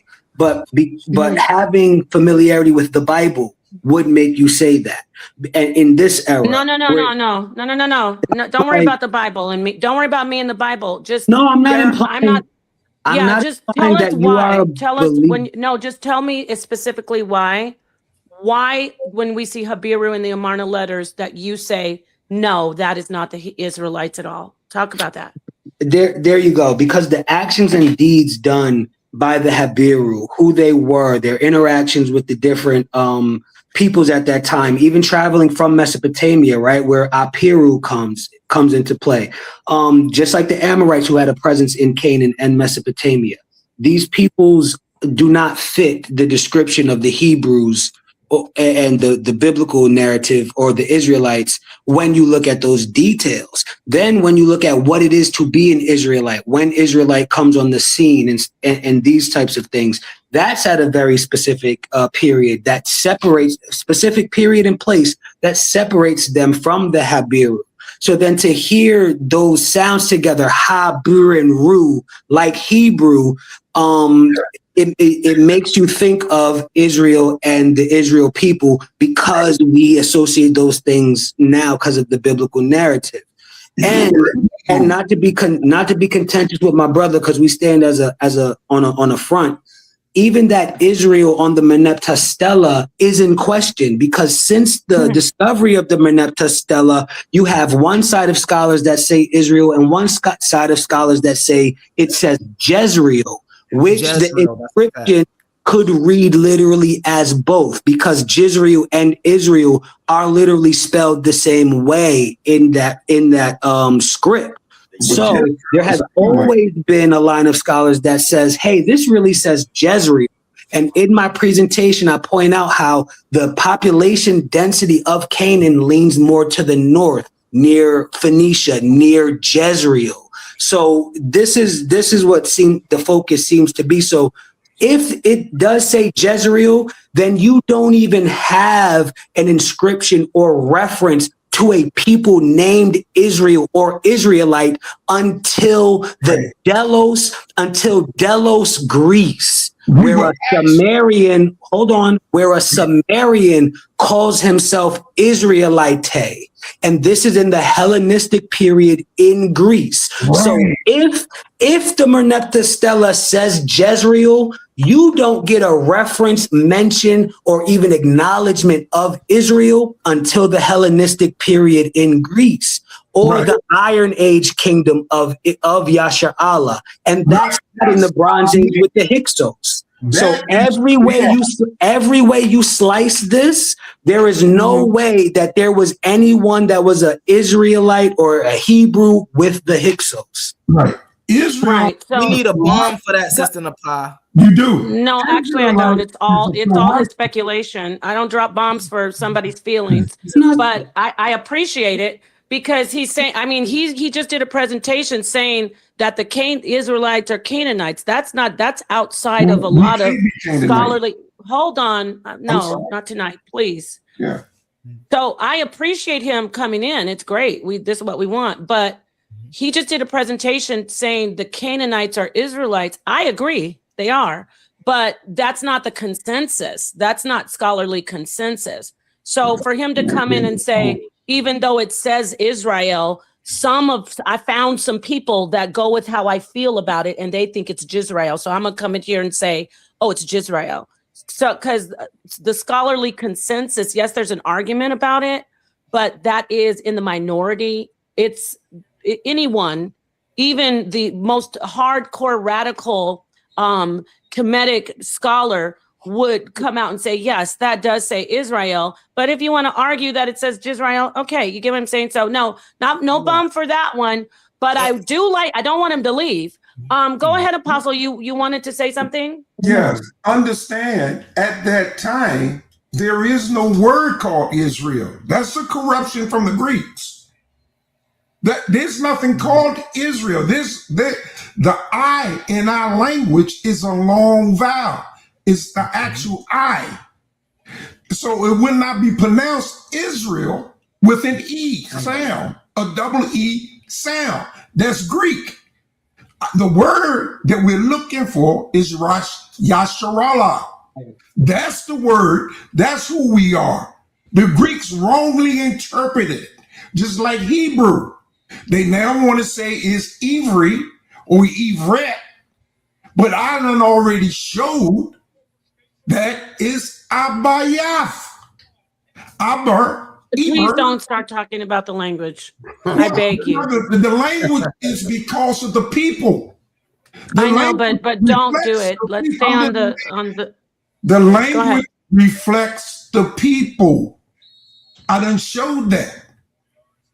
Look, you can't get around that. So the thing is, the word Israel comes from a corruption of the Greeks. Okay, thank you. To be fair, okay. Just fair. Even though that was used to support my statement, I also want to acknowledge that it actually was. And notice that I'm not biased. He comes in and everybody decides what they want. So you're right. He was supporting you. But go ahead, God Energy, and then we're going to let King J come in. Go ahead, God Energy.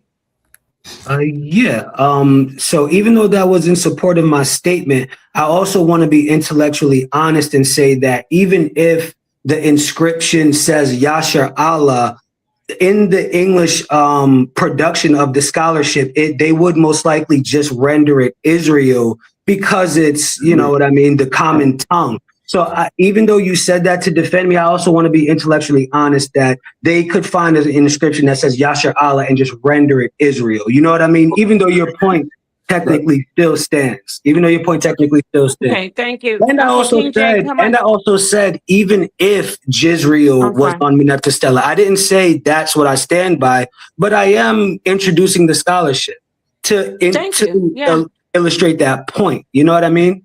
So, right. And if I could get, before I go to King J, I do want to get back, moving, the Minetta Stella wouldn't, and for me, being honest, that wouldn't really pertain to what we're talking about with the expulsion of the Hyksos, right? That's a different time period from what I've seen and I've gathered. So I want to get back to the Hyksos and talking about who they are. Yes, they're Canaan. If they can be an amalgamation, an eclectic group of different people, Amorites, which everybody, it boils down to Canaanites, right? So I'm wondering why you are, not you, but most people try to say, oh no, anything but those people who we say are the Israelites, they definitely weren't there. So every time we point to something that's very compelling, like here's the Habiru, here are the Hyksos that could possibly be the people of the book, the stories seem to really align.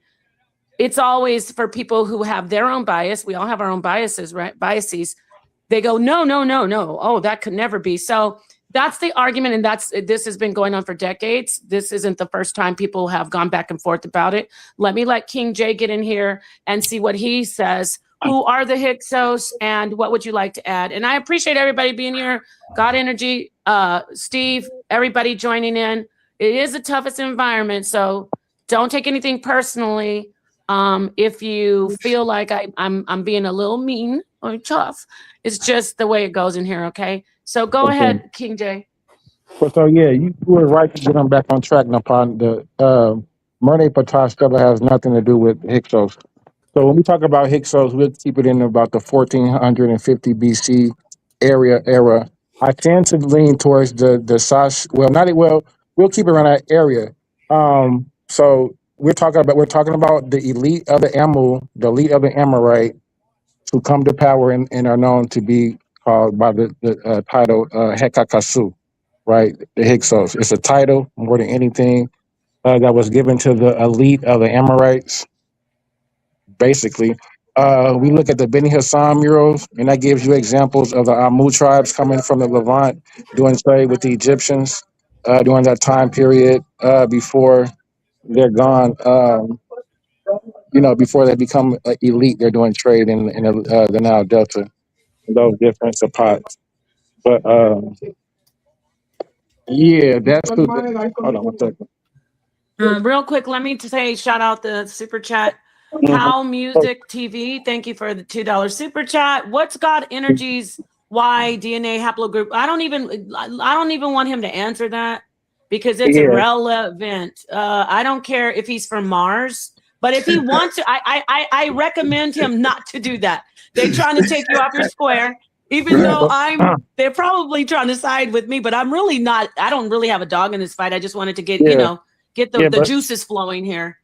But Nepal, go ahead. Hyksos don't have anything to do with Israelites at all, because if you look at the time period where we're dating the Hyksos, during like 1450 BC, you find the Solib inscriptions, right, with the Shashu of Yahweh. They're enslaved during that time, so they're not the Hyksos. They couldn't be. They couldn't be. Know what? If they're the Shashu of Yahweh, they can't be both. No, go ahead. Yeah, so we know the Shashu. Those Shashu are basically what Edomite tribes, Midian Transjordian tribes. So they really don't have anything to do with the Levant anyway. You know what I'm saying? You're saying now you're bringing in the Shasu, which is I'm glad you brought up the Shasu. I want to get back to start with the presenter, Steve, and then I see God Energy. I'm sure he knows about the Shasu. The Shasu were the Shasu because the Amorites were the Canaanites. Were the Shasu also Canaanites when they were present? Were the Shasu also the Hyksos? It's like, let me start with, okay, God Energy, I'm going to get to you, all right? Let me get to Steve. What say ye? I'm no expert when it comes to these terms and Sashu and all of those things. I just put together a presentation about the Hyksos expulsion, because some people try to say that is equal to the biblical Exodus. And right. Okay, so go ahead. No, I don't mean to cut you off. I'm more so focused on, what the contemporary science says, what does contemporary history say, and I kind of like try to stay clear of what biblical history says. And I didn't use any biblical information at all. No, I'm not referring to you, King. That's me. I'm just saying. No, none of you. I'm just saying that the Bible has this. Okay. The Bible has its own history, and Nepal, don't forget about Rakufu. He hasn't even walking yet. It may not correlate with anthropology and other forms of science. That's all that I'm saying. The Shasu, I have no idea. That's not my field. My field is really science. I just thought I might go to you because this is but you were doing the presentation here. So I will definitely give the mic to God Energy. I think he has information. I know he probably does. Go ahead, please. God Energy. Peace, y'all. The Shasu weren't a group of Canaanites. They weren't in that land, right? They were in Edom. They were, in the part of, like he said, the Transjordan area. They also had a presence in Mesopotamia. They were another group that would go back and forth from Mesopotamia to over in Edom. So they are separate And you can even see that is where the land of Midian is. Edom, Shasu territory. Midian is also in that area. If you look in the biblical narrative, Moses is a part of a group called the Hebrews. The Hebrews are associated with the Levant in relation to the Canaanites. Moses then travels to Midian amongst the Midianites, whom are not associated with the Hebrews, whom are not associated with the Canaanite Yeah, lineage and things yeah. like that. So wait, Midianites King J, don't cut him off. okay, King J. okay. King J. So King J. what I want to say is that the Shasu are associated more with Edom, that lower area, northern Arabia, but it is the transitionary zone between northern Arabia and the Levant. But yes, these Shasu were different from the Hebrew people, so they wouldn't have been a part of that, Canaanite mix of the Hyksos coming down from the north, traveling down a specific landmass area. So Okay. that would be So my let's take get on it. back to the Hyksos. Thank you. Then let's get back to the Hyksos because I think I recall, again, I'm not an expert on this, but I recall that information that you just presented about the Shasu is accurate from what I've read, that they first, because I thought that I heard King J say they were present in Kemet. So I'm not going to argue with that. So God Energy said they were not, but they were. The Shasu were present. They were present in Kemetic territory. I'm talking about the Shasu homeland. We're talking about the migrations of peoples. Their homeland is in Midian and Edom, but yes, they had a presence in Kemet. They had a presence all the way over in Mesopotamia. They were part of these traveling groups, just like the Habiru or Apiru. Just like the Amorites, they had a presence in the Levant and in Mesopotamia. There was a lot of you had Levantine Mesopotamian kingdoms. Yamhad is an entire kingdom that is a Levantine Mesopotamian fusion. So there was a lot of cultural diffusion, genetic introgression, and mixing between the Levant and Mesopotamia, So you're saying they were migratory and they were in Kemet, but they would migrate back and forth, or that's what I'm trying to figure out. Yes, but their main homeland, the landmass largely associated with them, where it's mostly continuously inhabited by these peoples, is the land of Edom, Midian, that North Arabian, Transjordan area. So the Hyksos that were also that we know they were in Kemet, were they? How do I say? Were the Shasu a part of that group that were in Kemet? I doubt it. The Shasu were going through something else at that time. And I also believe King J also said that. So I also want to defer back to the brother who made that point. That's the same thing with Israel and Hyksos. Let me let Asar and Imka come in and shed some light on the situation. Okay, because I thought of you when Peace Asar. I was just thinking of you when he brought up the Shasu, because you bring up the Shasu. And so were the Shasu the Hyksos as well? What's going on when we use those titles? You have different right. You have different Shasu groups. So you had Shasu Reuben, Shasu Yao, and I believe there's 6 or 7 different groups in particular, as you see them in my truck right now. So you had those different groups. The Shasu Yao at that time was in a different location than where people point at when you say, "Oh, they're Israelite." They were in a different location. But and let me shout out to both the brothers' presentations. I haven't seen the one that just took place. I'm gonna go back and check it, but I did see our other brother earlier. When it comes to locality, we talked about the Merenptah Stela earlier.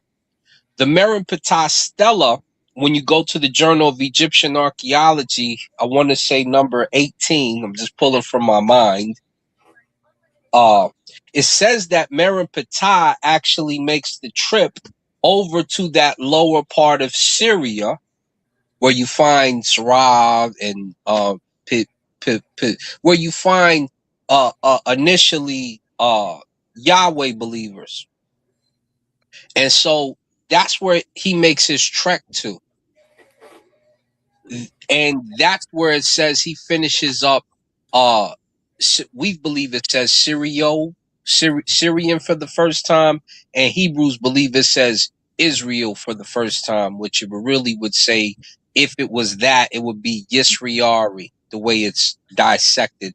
But if that's the case, he still went to the lower part of Paran, Sidon, and that third locality in the Bible where the Yahwists were. So at that time, that's where they would be. And at that time, where you find current Israel would be Canaan. It's even lower than where the Amorites were on the map. So if you look at those localities, you know that if he's dealing with somebody, he's dealing with Syrians who believe in Yahweh at the time. And that would be where you find like a lot of Arabia and stuff now, little higher up, but not in Israel yet. Israel is still Canaanite country.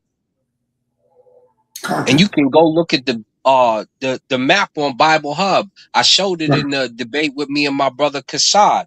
So it's not like it's not known. It's not like the archaeologists don't know that. It's very easy to go see, find out, and show these things. So Yah appears to be, and I'm gonna land my plane here shortly.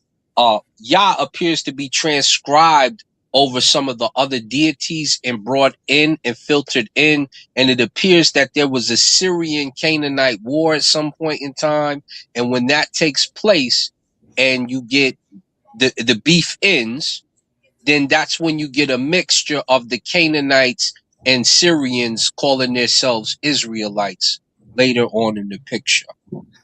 Never happened. Never happened. Okay, let me get in here and ask a question to everybody. So you say the Shasu were what you said, there were different groups of Shasu. I think the thing with me and for a lot of people is like, at the end of the day, I don't think we're going to ever look at something and say, oh, here's where the Israelites are right now. That's why we have all these conversations, right? Right. The main thing at first we were saying, were they of African DNA, and then it kind of migrated into, are any of them Israelites? Well, Nepal, here's the issue. And you might remember when I asked at the end of the debate. So I said, are you Canaanites? And no, I ain't no Canaanite. The problem is this. If you want to claim early Israeli tradition, which means that you're trying to claim, you're either doing one or two things. You're claiming the Syrian faction or you're claiming the Canaanite faction. Either one. Canaanite has the Elion and et cetera in it. The mighty bull, all that stuff. So if you wanna try to claim early Israeli ties, then you need to claim your Canaanite roots. Nah. If you don't want to claim those ties and you want to say Yah, then you need to claim your Syrian roots. Nah. Because Sidon and Paran is in your Bible. So you're not going to fight your Bible. Sidon and Paran is in the Canaanite text. Sidon and Paran in the Akkadian text, not the Ugaritic text, is where you first find Yahweh, and then you see him and Baal with similar stories, et cetera, et cetera. So you need to pick correctly. Can I add on to that? Yeah, that's where the confusion come in at, because Israel only he just asked God Energy, Apostle. I'm sorry, but he asked if he could add on to that. And then Apostle, you said you wanted Rakufu to go, right, Elder? Yeah, because that's the only person on the panel we haven't heard from. Well, we did. I think we heard from him early on, but if we didn't, I apologize. Let me let God Energy respond, and then we'll go to Rakufu. No, I wanted to say thank you to the brother for confirming what we were saying about that relationship between the different peoples, and that in the presentation, that Sidonians, this distinction between Phoenicians and Sidonians, and this distinction between the Canaanites and Syrians, it bears weight in conversations like this. It bears weight in conversations like this, and that Yahweh being of the north is what more of what you see, even though you see him associated with the Shashu who were in the south. And even though in the Bible itself, it says, Yahweh, you came from Seir in Edom, the archaeological record actually points more to Syria and northern Syria. So even close to the Hittites for this origin of Yahweh. So, you know, you can't get around it. Can I respond to that, brother? Only because you say you can't get around it, brother. And you honestly made that up because we don't see any archaic worship of Yahweh in the Levant at all, brother. The first historical mention of Yahweh is that Solib inscription, and it's in Meter. You find more instances. Hold on. You find more instances of the occurrence of a yod and a hav and a vav in Meter than you do in any Israelite text. So, Israel, but you made that up. We find El worship. Hold on, brother. Hold on. We find El. Hold on, brother. We find El worship. We find theophoric names with El, the deity El, not the deity Yahweh. We find that Jacob dedicated the temple of Bethel. Right? What does Bethel mean? House of hell. House of God. Right. Yeah, but it's not Bet Yahoo. No, it's not Bet Yahweh. Either. Right. So you don't have any occurrences of Yahweh until they start synchronizing and assimilating in pantheon reduction. That's when you see Yahweh. But if you're talking about the time period that we're actually talking about, there is no Yahweh in the land of Canaan at all. So what DNA? What are you talking about? You could have started off with that question, but also I actually wanted to ask you and clarify. You said the first mention or inscription of Yahweh was where? I couldn't hear what you had said. It's the Solib inscription, brother, and they're in Sudan. It's Egyptian. You find the first inscriptions of it being in the reed leaves, the S and the R, Yasir. All right, so that actually like the brother Asar kept mentioning earlier. Well, that dates to 1450 BC. The Soleb inscription is 1450 BC. So that's where you have Yahweh worship. So either you're going to say that's wait. Hold on. Let me make my distinction. You're going to say you're either those Sashu groups, right, who are Transjordan, or you can only say that you're the Amu groups, which are Levantine. That area, they're totally different. The Amu are who are we see are in the we see the Amu in the Beni Hassan murals. We see the Shashu of Yahweh in the Solib inscription, and also the Amera West inscriptions of Pharaoh Ramses III. Right, those are totally different people groups. So you're gonna, like what the brother said, you're either gonna say you're them or Egyptians. Which are you? Which one are you? Pick one. Guess what? None of them are Amorites.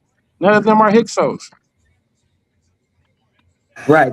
Hyksos, you mentioned these groups earlier. When I say Hyksos, I mean Amorite kingdoms. You know I'm talking about the kingdom of Mari.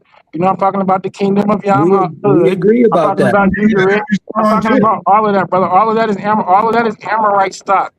Even when you get into Hammurabi, rambling. What is Hammurabi daddy name? Brother, me and you agree on this. Ibir Anu. You have to slow down. Me and you agree on this point about the Amorites and that identity. You went so long, you got off of the point that we disagree about and moved on to a point that we agree about as if we disagree. So the Amorites talk about the Hyksos. Okay, I'm gonna give the mic over to this God Energy, and let's let him respond to King James. Go ahead. Ooh, so the only little thing I'm gonna say is that some of the earliest attestations of Yahweh is the Shashu inscription and the Kuntalet Ajur fragment, but also you have some of the oldest inscriptions of Yahweh coming from almost literally a Hittite source that is quite old. So this presence can be found both places. I'm not married to any of this. I just came across some information that recently made me change my view on Yahweh's southern origins. So this isn't a topic that I'm married to like that. But all I'm introducing is that there's some old stuff coming from nearly the Hittites that you might want to check out and add that. But I actually don't care to argue this. But I'm just introducing a little Hittite stuff. I think they have Okay, to come PJ. later though. Well, Raku, can He Rakufu didn't get even in look it here up and yet. let's see what he wanted to say? Yes, he can. And if I may go after, I appreciate it. Sure. Well, I had a whole nother can of worms I wanted to open, so I want to wait unless you're going to let me open it. It was dealing with the sickle cell thing what I had other night. And Oh no, let's not get into that right now. So what do you say? All right. Well, because who was bringing? Was that a topic of today? No. Oh yeah, no. We got to stay on the topic, my friend. No. I don't remember what we said about sickle cell tonight. Yeah. Not tonight, never. Yesterday. Oh, that was a good build yesterday, and I want this to end up to be good. We've been up here for a good 2 hours. Basically, Apostle is gonna go, and then I think we lost Steve. Damn, I was just gonna say it's probably late for him. Asar's gone too. Well, that's that. Okay, I'll bring this Oh up. well, I'm gonna let you close out. Steve, I wish you would have said you wanted to leave. I'm sorry. Steve is here. I'm right here. Oh, is he? Good. Good, because it is his. It is his presentation. I want him to be the the final. I would do that. I'm still here.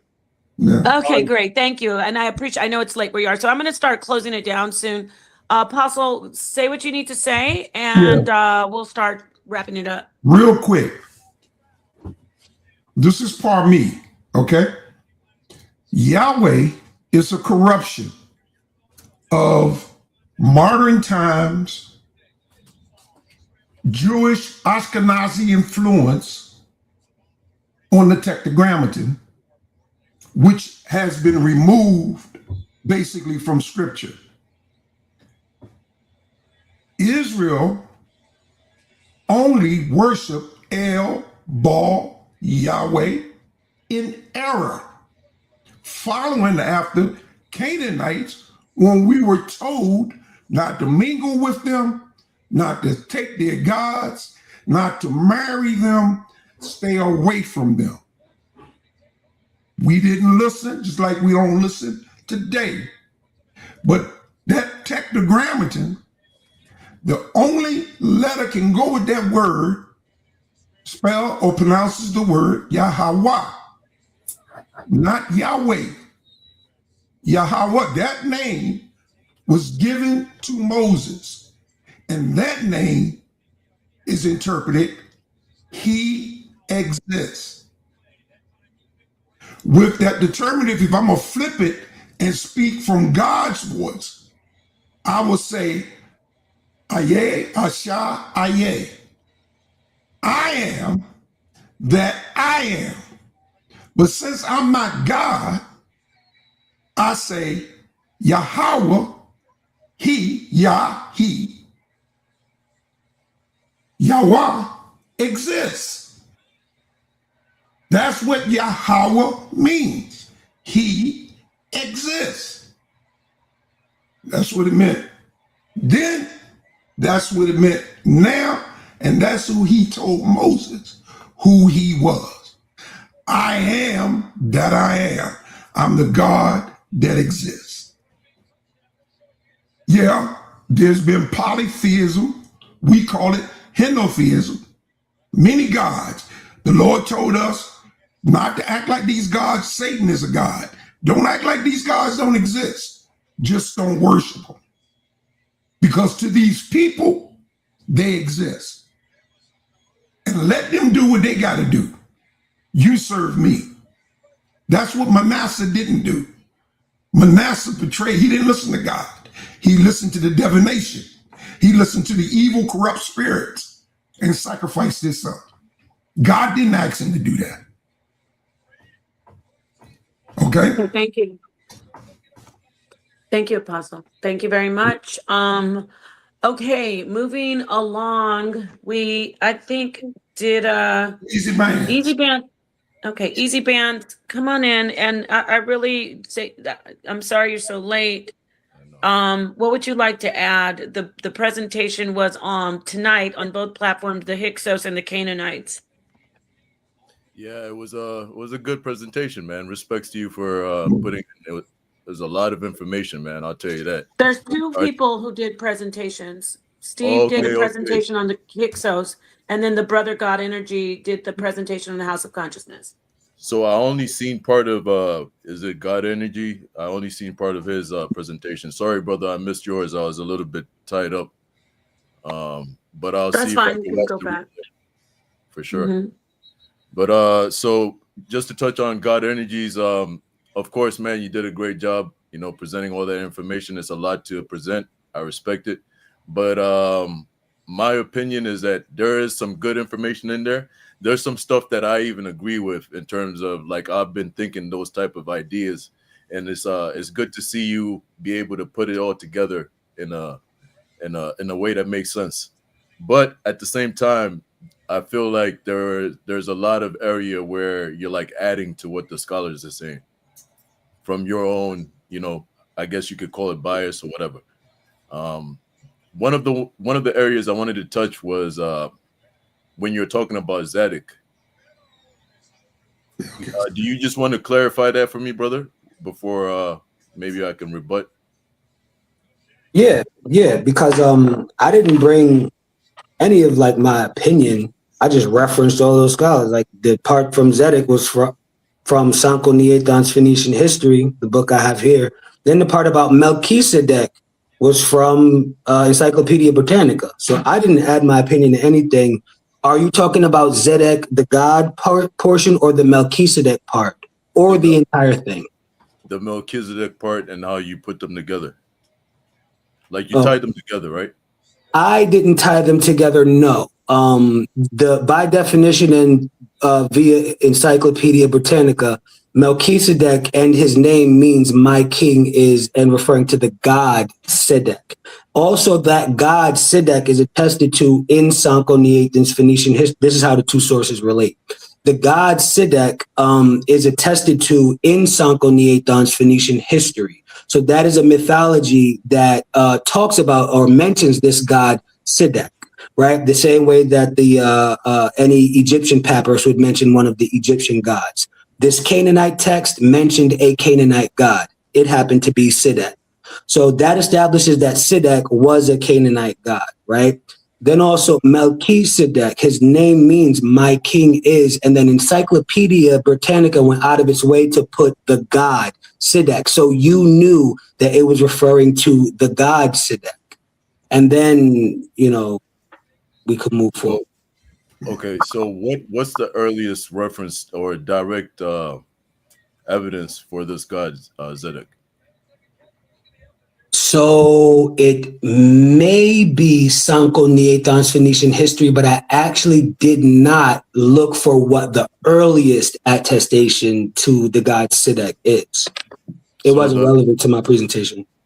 I'll just say that the earliest direct evidence of this being, right, would be the Bible itself, and like names the name Melchizedek and what is it, Adonizek? Adonizek. My Lord is Sedek. Lord, Adonai. Yeah. So So my point of bringing this up is just that, yeah, okay, there might have been a deity at one point that had a personal name, Sedek, right? But by the time of Abraham and Melchizedek and all these kings over there, it wasn't being used as his personal name anymore. It was just like a divine attribute. Same way you have El and Leon in the Bible, representing or being used for Yahweh. You get what I'm saying? That's a euhemerizing reduction of divinity. Also, I think you're speaking as if Abraham and Melchizedek were actual people. So now I also have an insight into where your logic is with this. So, and that's why the chronology you brought up with the Bible and stuff like that. That's just to the point. But no, I get it. I'm just responding. But I do think there's relevance in Sanko Nietan's Phoenician history and what it brings forth. You know what I mean? So that's not the only theophoric name that we have that we're dealing with. We can have this conversation about Shalem as well, and Yarushalem and Shalamin and Abshalem. All of these references to Canaanite deities that are preserved in the Israelite narrative of the Bible. So, I don't know where you're trying to go with that. And mean peace. That's the correlation. What'd you say, Apostle? That's only the correlation. He's talking about all these salims. Yeah. Like in a Muslim would say, Akalam Salaikum, Wakalam Salaikum. We say Shalom or Shalom. Yep. But that word only means peace. Yep. King of righteousness, he was the king of peace. Yes. The main thing is to equate him with Christ is not to equate Christ with Melchizedek, but to equate Christ with the type of priesthood that Melchizedek had. Understand, Melchizedek had no beginning, no end, no mother, no father. So that lets you know there's some allegory being talked here. And we see that it says that Christ is after the priestly order of Melchizedek, meaning he's not after the Levitical priest order. Yeah, that's not his order. He's of Melchizedek's order, that I have called you to be a priest forever.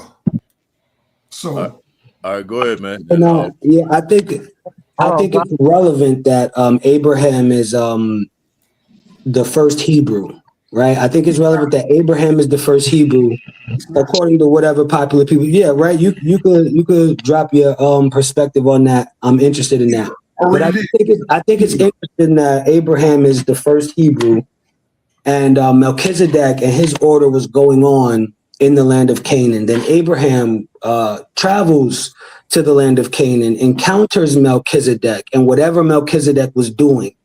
Then, we see this emergence of whatever Abraham drops after. Whatever Melchizedek was doing, because it existed before and outside of Abraham and his first Hebrewness.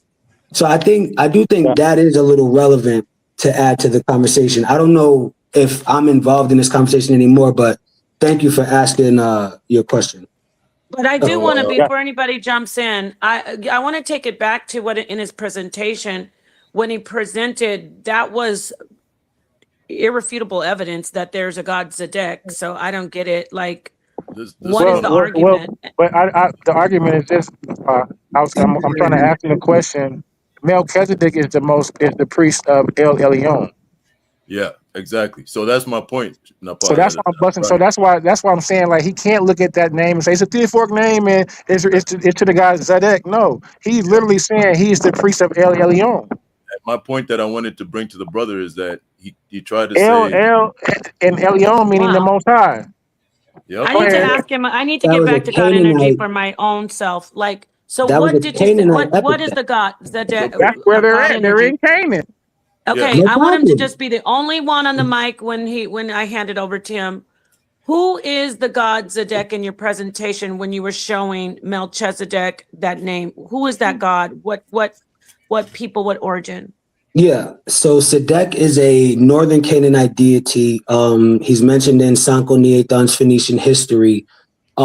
He's also attested to being the father of Eshmun. Eshmun, I showed the temple of Eshmun in my presentation as well. Eshmun being a healer, a healing figure before Christ. Eshmun also being referred to as the oiled one before Christ. So you have this oiled one healer that existed before Christ, and his name is Eshmun, and his father is the god Zedek, who Melchizedek is named after. Interestingly enough, you made that up, brother. You interjecting that. Why are we interrupting? Relax, brother. King J, I'm gonna get to you. I like y'all. I like King J. You said a lot of good stuff. I agree with your stuff. The brother underneath can't see what your name is, but we all friends up here, right? So let's just let each other speak.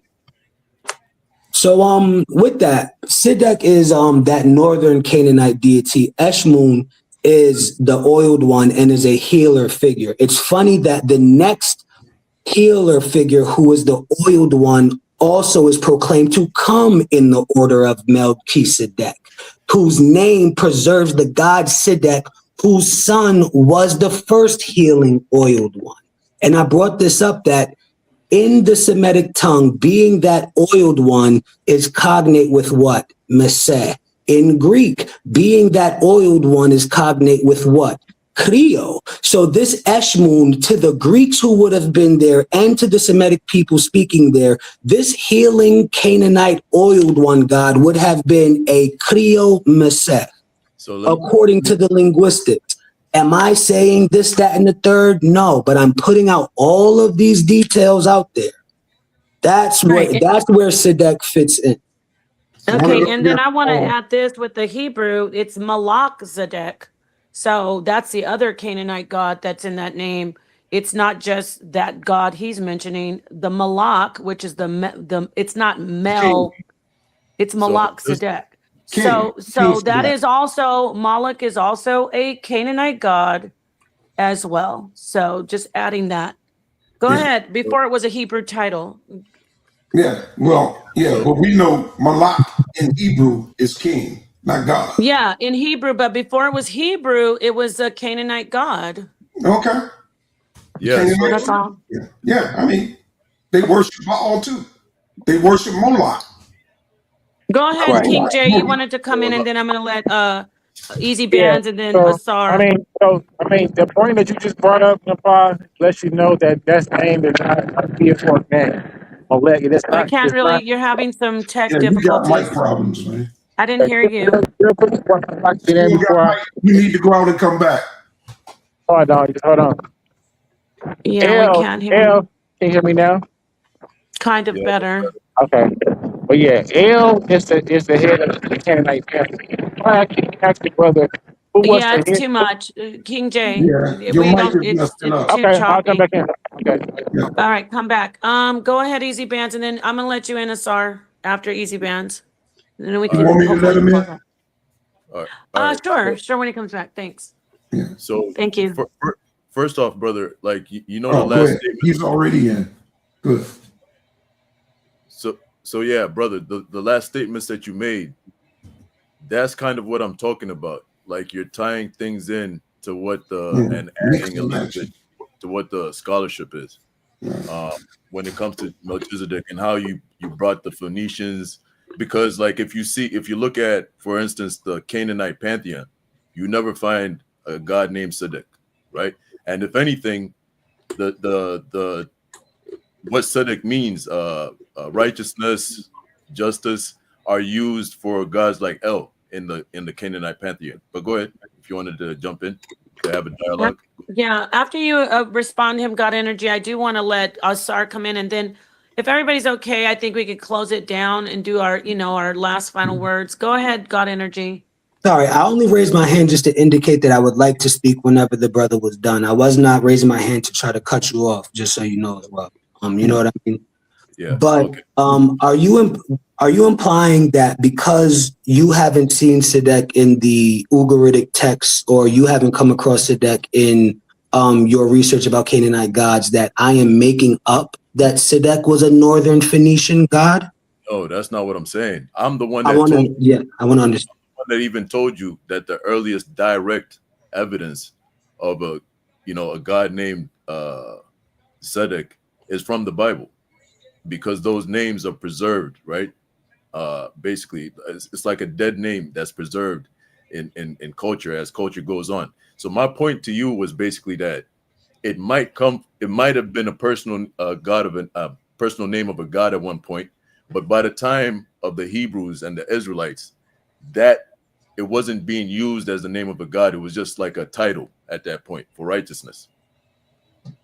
I get that. I have a friend who's a Hebrew Israelite where he says that the same time. But in my presentation, it does acknowledge that Sidek is cognate with the Hebrew word Sidek that doesn't have the deified element to it. So in case you were trying to prove that to me, I acknowledge that. I know that. I agree with you that is the Hebrew cognate, and that was in my presentation. So I was honest about that relationship between the two words as well, in case you glossed over that. Okay.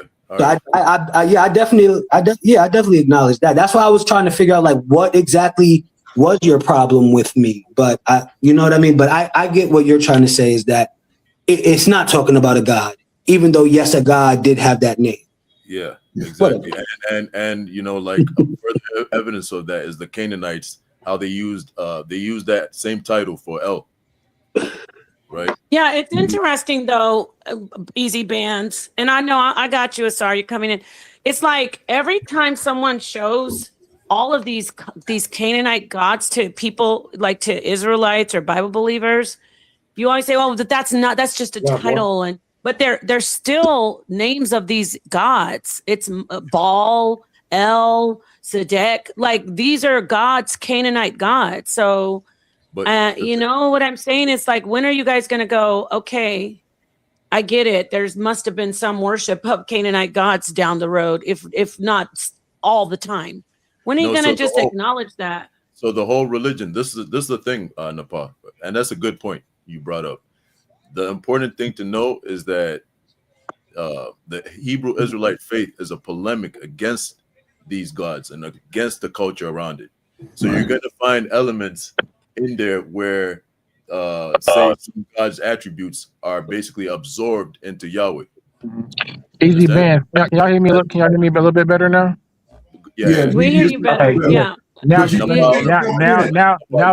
But King J, just because we can hear you, my friend, let him please finish, and then I will pass the mic to you. Thank you. Thank you. Yeah, so you might find titles that were used for previous gods being now used for Yahweh. Basically, it's showing that Yahweh is and has always been this almighty creator, right? And that's what's going on. Hebrew Israelite religion is actually a polemic against the Canaanite pantheon and the Kemetic gods and all these gods around the area. But go ahead. Sure, it's a polemic, but they're still using the names of the gods. Come on, it's like, think about that. Go ahead, King J. Yeah, I'm gonna piggyback off what Easy Band saying in regards to these titles or epithets, being generic, common nouns, basically. But what I really want to get at is basically what the brother was hitting about Zedek. Like, if we know that El is El Malek, I want to ask him, what pantheon is Zedek the head of in the Canaanite pantheon? Because to my knowledge, El I is don't think he even said anything about that. I'm not just trying to take well, anybody's side. but hold on, because he's insinuating, he's leading because if not, why are we even talking about Zedek? Because the God's name is Zedek. He doesn't need me to fight for him. We do, but please don't. This is a phone I have. Please don't. Go ahead. Go ahead. Finish, King J, and I'm going to let him respond to you. And then Asar's waiting. Go ahead. Finish, King J. Go ahead. Thank you. Please don't. Because we don't find Zedek the head of any pantheon, any Canaanite pantheon.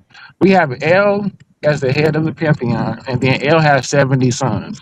So any deities after El is going to be a son of El. It's going to be a minor deity to him. Did those deities, minor deities, become the head of some other pantheons and some local cults? And yeah, they did. They are Elions of some of the sons. But El is always the original head of the Canaanite pantheon, and he had 70 sons. And I always give Deuteronomy 32 as the example of Yahweh being assimilated into the pantheon in the Bible from the Ugaritic tradition of El and the 70 sons. But go ahead. Okay. But I don't see Zedek. So I just wanted to ask him, where is Zedek the head of anything? Thank you very much. Go ahead, God Energy. I think you might be misunderstanding the correlation between Melchizedek and his name, and then Melchizedek being the priest of El Elyon. So let me clear that up for you. Because his name is a theophoric name, which in my presentation, it says it's a popular Canaanite name. So what I'm saying is that Melchizedek has a popular Canaanite name, and that Canaanite name simply means my king is Sedek, referring to the Canaanite god Sedek, because it is a Canaanite name. I am fully aware that he was the priest of El Elyon, even though he has a theophoric name involving another deity. Just to clear that up in case that's what you were making your argument stand on. So who's the god he's worshiping Did I then? just cut him off? El DJ, or really? Zedek? DJ, this person, DJ, you just gonna cut him man, off? come Oh, on. I thought he was asking me a question. I thought he asked me. No, no, no. It was rhetorical. Everybody can understand it was rhetorical. Go ahead. Secondly, to my other brother and his point, what you were saying correlates to the end of my presentation. If I'm saying that these people are Canaanites, then why is the entire Bible, the Old Testament, polemicizing against the Canaanites? What you just asked was the crescendo of my presentation. It was the grand finale reveal of my presentation. And the reason that they are polemicizing against the Canaanites is because when the Bible was produced in the Hellenistic era, the Canaanites of that day were the Carthaginians. And these Greek producers of the Bible are polemicizing against the Carthaginians. And they are advertising this polemic to the Yahwists, who are themselves polytheistic or henotheistic, practicing that monolatrous focus on Yahweh, yet still not of this monotheistic Hebrew identity yet. So the Greeks put up this polemic to turn these Yahwists against their cousins, the Carthaginians, whom still practice full-blown Canaanite religion. So that's why the Bible polemicizes against the Canaanites, even though it is based on Canaanite sources, culture, and texts. Thank you for asking that question. Hold on, everybody. Hold on, everyone. Okay, so now I gotta ask God Energy. You're saying that the Bible was written. What are you saying? The Septuagint was the first Bible? What are you talking about?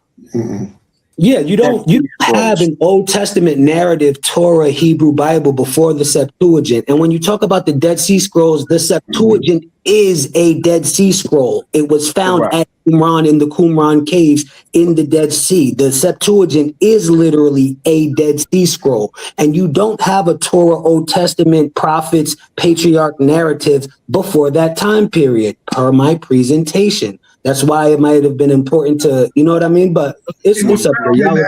Wait, everybody, hold on. I got to get to Asar. But so you're saying that the Qumran scrolls are contemporaneous with the Septuagint? They are the same. Yes, everybody. Some of them predate. Yes, that is the established scholarship of the Dead Sea Scrolls. They're definitely contemporaneous. What I'm trying to ask is, I get what you're. Okay, so basically, the Book of Job was written during the time the Septuagint was created. It wasn't them sitting down copying from the scrolls. They actually wrote the Bible during that time. Yeah, the Bible. Is that what you're asserting? Yes, it is a product of Alexandria and the Hellenistic era, yes. And that's what Gad Barnea and Jonathan Adler, the last two scholars that I referenced, the archaeologists, that is what they put forth. That is what they revealed. All the Bible was created during the time of the Alexandria. It doesn't predate that. No, the Bible does not predate Alexandria. No, the Bible does not predate Alexandria. Wow. Okay. Interesting. Again, somebody said I was being mean to you because they felt like you were gonna, melt, but you seem pretty tough. Sonetter gets in here and he beats up people, talks about their God, calls them all kinds of stuff, and people are pretty tough in here. So again, when I said to you earlier about when our friend Humble said, drop the bomb, I say I don't drop the bomb for people's feelings and what is not actual. We can get facts. We can get historical facts that the Septuagint wasn't the first production of the Bible. So I just want to say thank you for being tough. Thank you for being able to stand your ground. But again, you see, everybody has their own personal spin on things. And it does go against mainstream historical evidence, And that's great. We all do it. So welcome to the team. Welcome to the family. God energy. So let's go and move on to Asar Imka. What do you have to say about that, Asar? Even you don't assert that. I know you aren't going to come in and put a stamp on. Well, I actually know some of the locations to find it in. I'm gonna let you speak real quick, Apostle. Go on and say what you're gonna say, bro. Yeah. Now I was just saying that the Septuagint, which means 70, was translated for Greeks and the Hellenist time that could not read Hebrew and wanted to learn the Bible because the Greeks' army had started being swelled up with Hebrews, Israelite soldiers. And so was asked to translate a book. But the receptive, all of these Text receptive, all of these books were before the Septuagint. I don't think the Texas Receptus is before the Septuagint. I think it was. I think it was. No. Septuagint came first, but I get basically you were right until you kind of went off the rails with that one, Apostle. I'm saying I think it was, and I can check it out. But I know it didn't. It came from the Quran area, but it was an actual translation. It's not part of the Dead Sea Scrolls. No, it's not. But I'm saying go ahead, Asar. Yeah, that it was part of the Dead Sea Scrolls. And I want to say one last thing, and I'm gone. My last words. Thank you. Go ahead. The same thing he's talking about how people correlate things. Like he mentioned Moab. And in mentioning Moab, he mentioned the Moors, associating the Moors with Moab, who Lot's daughter had sex with her father and created a son named Moab. So the Moabites were around long before the Moors. The Moors basically came out of Mauritania, Morocco. Before Spain was Spain, it was Tarshish. This is very, very recent. This is like less than 2,000 years ago when the Moors were started in Spain. Okay. Coming out of Africa. Right, we got to come back to nothing to do with the Nile Valley. I had that discussion with whatever his name is, and tell him up on it. Because he wanted to say that Moor and Moab is the same. It's not Moab. I agree with you. Hold on before we get off track. I know that dude. Crazy, man. Yeah, they done went into the Moor. You handed him the bicycle to just ride around the corner. He started just going all the way. I said go to the corner store and get some cigarettes. I didn't tell you go to the mall. So look, with this particular conversation, we got to look. Well, we look at a couple things, right? Because if we're talking about the Melchizedek, we're dealing with Philo, who mentions him first around when he's discussing the Logos in Egypt. And we can't throw Philo out and say the R.I.S.E letters aren't true, because the Septuagint testifies that they did do that with 70 of their people, and they say it in a more ruthless way. They say like, yeah, Ptolemy's locked us up. It's in the very beginning of the Septuagint where they discuss it, and they say, yeah, that so-and-so who forced us in the rooms to do such and such, to come up with the laws. And so we know the R.I.S.E letters can't be just fake or outright untrue, because it says that Ptolemy gathered those gentlemen to get the law of Israel, put them in the 70 rooms, put it together, and they put it together in a manuscript in Alexandria, along with the Codex Alexandria, which is one of the very first Bibles, along with things like the Nash Papyrus as well. Now, when we look at Melchizedek, we find him in the Dead Sea Scrolls in 11Q. I think it's 11Q. So we see him already in the Dead Sea Scrolls in 11Q. So we know that they discussed that particular god at that time. The question is not, are these different gods? We know Yahweh was a war god. We know Yahweh came to whoop heads and do what he wanted to do and lay his law. He's a jealous God. Marcion of the different sect didn't like him, spoke against him. But eventually, after those wars with Yahweh and the Canaanites, eventually you end up with the text that you have now because of those wars. So Yah is not, he's perceived to people who read the Bible now, oh, he's a good guy. But for ancient Christians and ancient cultures, he's not. He's seen as a war god similar to Baal. But when you start to put your Bible together, you can see the different texts from these different gods coming together to try to unify. Eventually, they agreed to having 3 bear record in heaven, even though we know the 3 are separate, because Jesus could not have made himself or slept with Mary. True. Nor does the Holy Ghost serve the same pattern that Yahweh does, nor can he be Elion. He can't be the Most High, and he can't be Jesus. The Holy Ghost is So we know the 3 is still separate, but they act according to each other as one.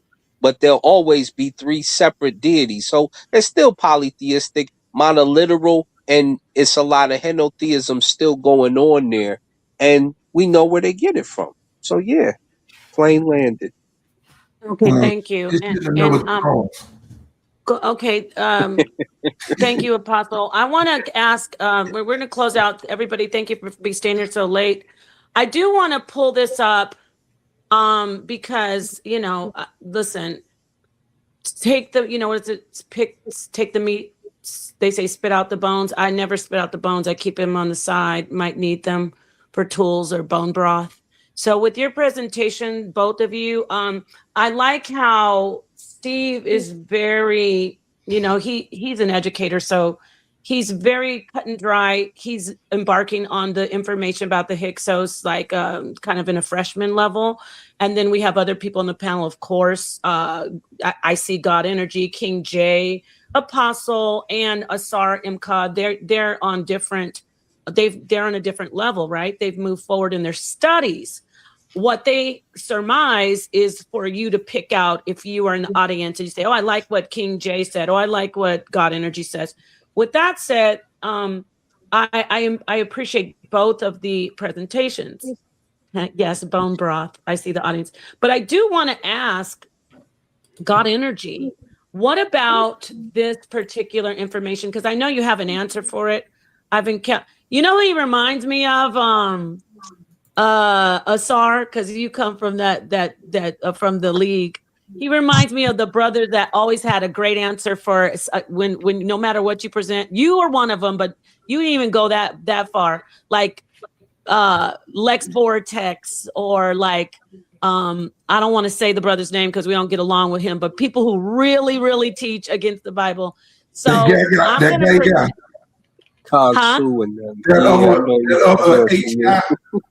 yeah, Kansu, all of the, the Chemosiris. So I want to ask him this: if he, I'm saying, dang, where's Yara when we need him? Because he's got so many battle scars going back. I want to ask you about the, a lot of people know about it, the Hinnom. It's hard to say, the Hinnom scroll. So, yeah.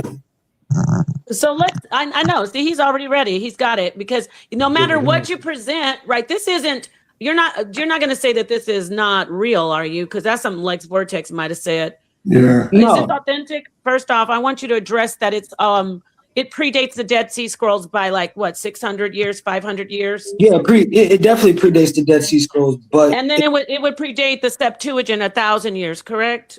Give or take, or no? It predates the Septuagint, blase. What you're trying to imply is that this is not blase. No. You've been so great. I want you to stay scholastic and be very professional. Does it predate the Septuagint? Even if you don't agree, does it? Yes, it does. It predates the Septuagint. It predates the Dead Sea Scrolls. Is it authentic, or is you're going to say it's fake? 300 BC, right? Hold on. It's from it's 6th century BCE. But is it authentic? That's what I want to establish that before you start getting into it, because I do want to hear from you. Is it authentic? It is not a forgery. It is not a forgery. So it's not a forgery. So I'm going to pull this up while you speak on it, and I'll read a little bit for the audience. Yeah. Okay. Go ahead. So So again, the scholar Gad Barnea also touches on this, that the Kenan, and what that is like the Dear Allah inscription, sometimes they call them the silver scrolls. It's an amulet, right? It's an amulet. This is the one thing I didn't put in there. Thank you. It's an amulet, a protection amulet that was popular to ward off the evil eye, right? So what this is a polytheistic, cultic type of item, a divination, Canaanite polytheistic amulet that wards off the evil eye, and it has a prayer on it. And that same Canaanite prayer you see appear in the Bible. Another preservation of the Can you say that again? Can you say that again? I know. No, I'm just asking you, can you repeat that so people can hear you say that it's actually in the Bible? It's the Bible, right? What verse? No, it's not. No, let me just let him. So it's not a verse from the Bible. Can I speak? Yes. No, you can, but I just wanted you to everybody's been doing this. Is this triggering you because it's kind of putting you on the spot? Like, is it in the Bible? Yes or no? Is it a verse from the Bible? This is another Canaanite syncretism that made it in the Bible. I said thank you for bringing this up, because this was the one thing I didn't put in here. You're welcome. You're welcome. So go on. Thank you. Is everything all right? This is the one that seems to be triggered. I mean, I'm just asking you to clarify. Thank you. This is a protection amulet to ward off the evil eye, and it has a very specific prayer. This is a divination device. This is a Canaanite amulet, and the prayer from this Canaanite amulet you see show up in the Bible, just like all of the other Canaanite syncretisms, like the Baal language that ends up in the Bible. So this is like the Ugaritic Baal cycle that ends up in Psalms. This is another Canaanite cultic inscription that also ends up in the Bible. Now let me ask you a question. Hold on. Now you're saying what you're alluding, Apostle. What you're alluding to is that this somehow in the production of the Septuagint, they gathered all this stuff that was Canaanite and they made a Bible. But why was this only discovered in 1979? Like, what they do? Wait, before you answer, did they have it in Kemet? And then they went and buried it again. I'm trying to get where you're going with this. I don't understand. No, I want to hear from him, because what he's doing is this is clearly biblical. Yep. He says he knows it's authentic. It is not only a prayer. Yeah, it is an amulet, but it's a Bible verse. He says it's from the Hebrew. It's from the Hebrew Bible. I'm not going to even dispute the whole Canaanite thing. He says it's from the Bible. Yeah, but it could be Canaanite. Guess what? I know that the Hebrew Israelites, or whatever you want to call them, they were Canaanite. I'm not fighting with him on that. But he said the Bible was created when the Septuagint was created. So I'm going to ask him again. Did they bury this after they got this and used it? I don't know. It was discovered in 1979. Help me. We need your help with that one. I need some help myself. So that is a popular prayer that would have been known to the Semitic peoples, even outside of it being on that amulet, just like Baal language. So the same way that Baal language and the Dear Allah inscription made its way into the Bible is the same way this Canaanite inscription made it into the Bible. It's no different from the Dear Allah inscription. It's no different from the Ugaritic Baal cycle that ends up in Psalms as well. This just ends up in Numbers. So popular pan-Semitic themes, prayers, cultic practices, ended up in the Bible because the Bible is from these peoples. The very Yahwehs that the Bible would have been created for, they knew about these things. That's why the Greeks had to put Semitic things in the Bible to sell it to these Canaanite peoples. That's just like Lyar Cohen, the music executive, using hip hop to turn Black people against our own indigenous cultures. So it's, you know, it was no different from the Baal cycle. Okay, then let me come in here. No, because he's got to get this pushback. See, you just told us what you feel. There's no source on that. Yep. You did. There's not. It sounded good. It's great. Like I said, no, it sounds good. Wait, hold on. Yeah, I let you go. It sounds good, and that's great. And a lot of people agree with you that don't believe in the Bible, but you're coming to us like you're right with all sources. You have no source on that. That was speculative. You don't have anything showing us that this information is somewhere else and was used in the Septuagint. This was discovered in 1979. It was buried somewhere. It was not used. So how could they have used this information, taken this and copied it and put a book together? You don't have anything showing that. Now, it sounded logical and feasible, but you have no source showing us that, because with the Baal cycle that you're talking about, and even when we see people like Asar and Jabari show us the facts that the meta netter is in Proverbs, that could be something you would have been able to do. You cannot do that because you are asserting that the Bible was created when the Septuagint was created, and no one's going to even do that. But it's okay. I'm listening to you. So Naphtali said the Canaanites are white.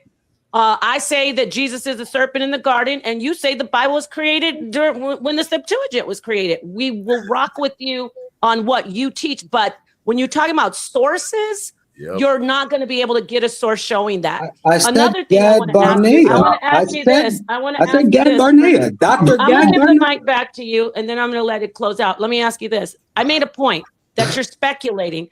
Also, what about the book of Job? And what about the fact that that was also predates? It's one of the oldest book, if not the oldest book in the Bible.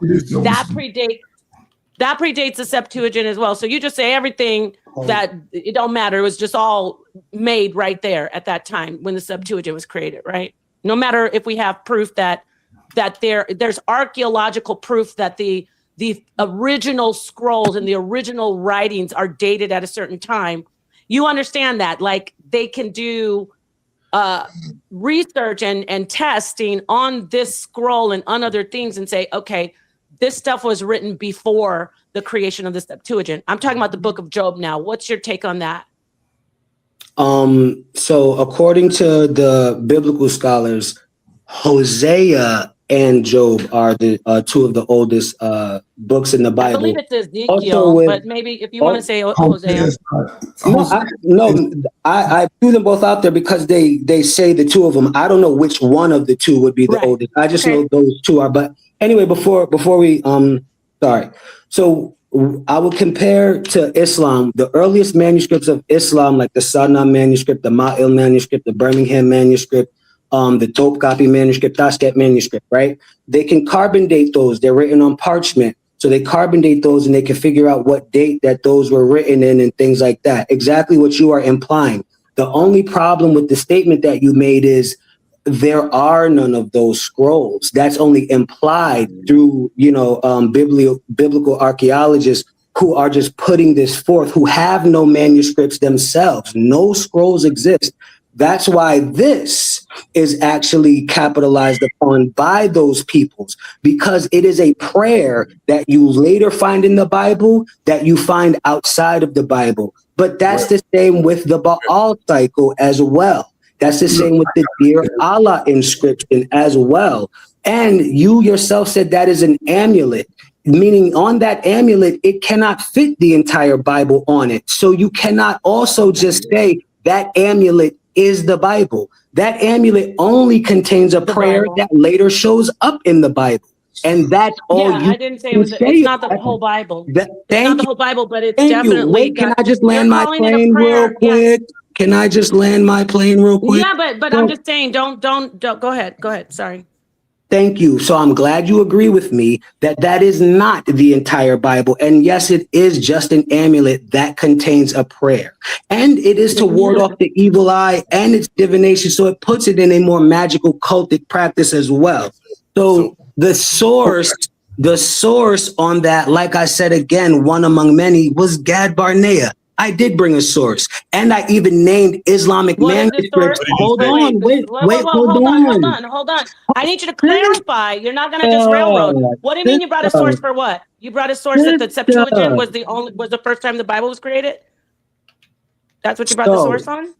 So to land my plane, I named manuscripts of the Quran that can be carbon dated. The reason why we cannot name manuscripts of Hosea that they carbon dated to this time in the third is because that does not exist, sister. That's why there is no name of a text that they did carbon date, because that material does not exist. And that's why this Kenam Hittith prayer is being blown up and romanticized. However, it don't exist. I'm gonna get this real quick. No, I gotta show. He keeps saying prayer. It's being misleading.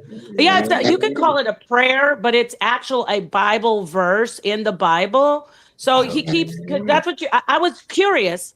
I was curious how you're gonna swing this. So you get a C- on it. I've seen other people kind of like at least some people get in here and say it's completely fake. So that would have probably stuck to the wall better than you coming in here and admitting that it's authentic and then saying it's just a prayer. As you see on the screen, it's Numbers chapter 6, which of course that wasn't what it was then. It was, like you said, it was a prayer. I'm doing air quotes and an amulet, but it's actually the point is that it's verses in the Bible. Numbers chapter 6, verse 24 through 26. And that is the Ketef Hinnom scrolls, the silver scrolls. They date back to 600 BCE. See how this is a nuclear bomb that just kills the whole argument when somebody comes in. And I'm not good. I can't stress it enough that I hope you come back. I want you to be here. But there's your Achilles tendon. Your presentation was great. I thought it was flawless, but there's always something you'll find with a lot of us, because we're free thinkers. We think outside the box. When you come in and say the Bible was created when the Septuagint, and the Septuagint was the first creation of the Bible, then that's where you get your knees knocked out, because you call it carbon dating. I don't even know exactly if it's only carbon dating. This particular piece of archaeological evidence dates back to 600 BCE, which is a millennia plus before the Septuagint. And these are verses in the Bible. First, you tried to say, oh, well, it was well known. Well, if it was so well known, go pull something else and show where it is that you can see in Canaanite writing. Show me some of that information. I know people want the mic, but I just want to show you the facts. Remember, we source up or shut up not, this isn't to you, God energy. But in our community, sources rule. Sources rule. And this is 600 BCE. The Septuagint is much, much, much, much, much, much, much, much younger. So yeah, no. All right. I'll let you come in and respond, and then I'm going to move on to everybody to close out. No problem, sister. That is a Canaanite writing that later ends up in the Bible. That is a Canaanite writing. That is a Canaanite writing, sister. Show us where'd you get it? Show us where it comes from. Hold on, y'all. I've been holding my hand up for. I'm gonna let Apostle go. Thank you so much, God Energy. You got the last word. It's a Canaanite writing that happens to be 600. It was created in the 6th century BCE, or what is it? 600 BCE. Sorry. Okay. So I didn't say. By the way, I'm with you on the Canaanite thing. You and I'm with you that the Israelites are basically Canaanites. So let me go. Say your final word, Apostle. I'm going to go around the panel. Thank you, everybody. Don't go, God Energy. I want you to say your final. Apostle, please go ahead and close out. Thank you, everybody, for hanging in. Israelites came into Canaan after Exodus. They wandered in the wilderness for 40 years according to the biblical narrative. By the time they got to the Jordan River, all over the age of 20 had died in the wilderness except Joshua and Caleb. So the people that went into Canaan were born basically during the wilderness travel. That's why Joshua had to circumcise the people before they went in. Canaan was already there and established, all 7 nations. Joshua, the first nation, was the city of Jericho that he conquered. They talked about the men of giants and the grapes are big as whatever. We know the story. So far as I'm concerned, if Canaan is there when we get there, we can't be Canaanites. Did we act like Canaanites once we got there? Yes. Did we follow some Canaanites? Yes. We even married some. We know Judah did. We know that. We know that. So, okay. My last thing is, when was the Septuagint written? Because I know Alexander the Great was dead. It was one of his generals that told me that had it done. Alexander the Great died in 325 AD.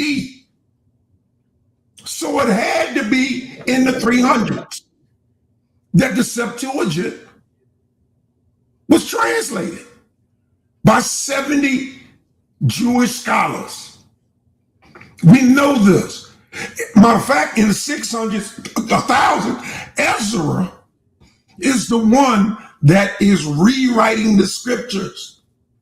He's the one that's preserving the text that was written over a 1,500-year period by 42 different scholars. You got the 84 books. Now they done took them out, so we got 66 books. But in Ezra's day, he put together the Old Testament. So he had to have the original copies of copies in order to put them together so they can go in the book when the Septuagint was written. Now that's the gospel. That's the truth. Okay, thank you so much, Apostle. Thank you so much for that, Elder. Thank you for staying up late. I'm going to move on to Asarim. I see you, King J and Easy Bands, but Asarim, I don't know if he maybe fell asleep. Are you there, Asar? We put you to sleep. Yeah, I think it was a minute. I don't know if Steve might have gone to sleep. Easy Bands, come on in. Do your closeout, and I saw you getting. I ain't going to. I know you. Okay, thank you, Steve. You're really great to be patient. Thank you. I think it was Elder Santan. If you want, Steve, we can let you close out. You've been waiting a while, and I know it's late where you are. I just want to say thank you for having me. I was up here listening and learning a lot. I'm up here in the big leagues with the heavy hitters. I must say, however, this is not my areas of expertise. I'm really a biological scientist. I study bio and chemistry. My background in history is African and African American studies. You guys go deep, real deep. And it was a pleasure being here. And I wouldn't mind coming back. Yeah. And you know what? I appreciate you being here. We have to bring you back to do your book again. Sonetter loved that presentation. Did he really? The House of Consciousness. Oh yeah, he's like, I got to bring him over to the House of Consciousness to do that. So look forward to me getting in touch with you. I appreciate you coming in. And down at the bottom. I don't want him sitting here. So you can see your way out. You don't have to stay, but you're more than welcome to stay. Go ahead, Easy Bands. Your final words. Okay, so my final word would be to basically just maybe add my 2 cents to what you're saying. That was a very important topic. I was actually waiting to present that as well, but you beat me to the punch. That just shows, great minds think alike. But anyways, yes, sir. His response to it is that that it's a Canaanite thing, right? But firstly, it's written in Paleo Hebrew, and after that as well, he will have to show us where. And it's all good. It's all good. But he'd have to show us where this thing originates. You can't just say it's a Canaanite prayer that existed, blah, blah, blah, when it's Paleo Hebrew and the name Yahweh is mentioned in there. Okay, so he can laugh all he wants, right? But the name Yahweh is mentioned in that. So we know it's talking about the biblical God, right? So if you want to say that it's Canaanite meaning non-biblical, you have to show us where it comes from. You can't just make that claim, So basically with all the evidence, and then there's other, ancient, archaeological finds where they found like name places or, pottery, involving like biblical names and stuff like that, places and all this other information that goes with the biblical story as well. So there's a lot he has to overcome if he wants to make that point to say that, the Bible was written or, conceptualized during the Alexandrian period. So that doesn't make sense. It was wild. Yeah. No, but exactly. I love the brother's energy. But Easy Band, are you done? Go ahead. Say your final, park your car so I can move on to the other people. Thank you for being here. Yeah, it's a lot of stuff that he brought up that I wanted to touch on, but it just, slips my mind. He's coming back. He's coming back. You can touch on a lot with him. I hope he comes back. But once again, brother, hey man, I'm impressed by all that information you have. The presentation was dope. Keep doing your thing, but we got to bring you closer to the truth, bro. Easy Bands. I don't drop bonds for Easy Bands with that one either. You see, I'm not biased. God energy when it comes. That's his opinion. You're already in your truth. I didn't feel no type of way about whatever that exchange was. So just so you know, it's all good. This was actually one of the more respectful environments I've been in. Awesome. See, y'all heard that? Good, y'all heard that, right? Go ahead. Okay, God energy. I'm gonna let you respond to him, but I want to get to some other people. I see your brother in the bomb squad joined. We got Mighty Hebrew coming in. We were gonna do the closeout, but I know Mighty Hebrew came in to give you some pushback, y'all. Mm-hmm. Mighty Hebrew, Prince Charlandine, come on in, and God energy. Go sharpen get your other sword, get your katana out, because he's coming with some information, I believe. So go ahead, Mighty Hebrew. Let's get this. Go ahead. Oh wait, I thought I was responding to homeboy. The reason I'm saying that, God energy, is because I know Prince Charlandine is going to come in and expound on that. So I just want you to get one fell swoop with Easy Bands and Prince, if you can do that for me. Is that all right? Yeah, no, Paleo Hebrew is a misnomer, right? Paleo Hebrew is definitely a misnomer for what? Phoenician, right? So this is a form of Canaanite. It's in a Canaanite text. Paleo Hebrew, I repeat, is a misnomer for Phoenician. And per all of the evidence that I've shown, the Phoenicians themselves self-referenced as Canaanite. So that's my answer to that part. He had said something else, but I forgot in the intro. Yeah. Okay. Great. So Pitbull, you're in here. Thank you for finally showing yourself. I wasn't going to be able to let you in. Okay. No. Hold on, Pitbull. Thank you. Yes. Shalom. All right. Mighty Hebrew, what would you like to address the young scholar, the brother about? Go ahead. Shalom. Shalom. Shalom to the panel. Can y'all hear me? Yes. Peace and blessings. Yeah, I'm sorry I can't. Hallelujah. I'm sorry I can't show my face because I'm in the bed. It's early over here in Tanzania. Cool. No, I know who you are. Go ahead. Okay. First and foremost, I give all praise and honor to Yahweh, the supreme, intelligent, powerful one of our forefathers, Abraham, Yitzchak, and Yaakov, those striving for righteousness. I say it to the family, Shalom Aleichem. It was a powerful presentation. I came roughly around like an hour and a half ago. Then I rewind it back a little bit. But the presentation that he's bringing forth it's a an old argument that the Israelites are Canaanites. But I want to expound on some things I think it would be good for brothers like that that's dealing with these sources to come on the ground in Israel, which I've been many, many times. And y'all know I live here in Tanzania and in Dimona, Israel. One of the problems with the Canaanite argument is that they don't understand that there's actually two understandings of what the Canaanites are and how they're related to the Israelites. The argument is the Israelites are Canaanites. I will say yes and no. Now, what do I mean by that? Yes, in the archaeological sense, they're Canaanites because the Israelites lived in the land of Canaan. And in that, we took on certain Canaanite customs, but we're not descendants of Canaan or the children of Ham.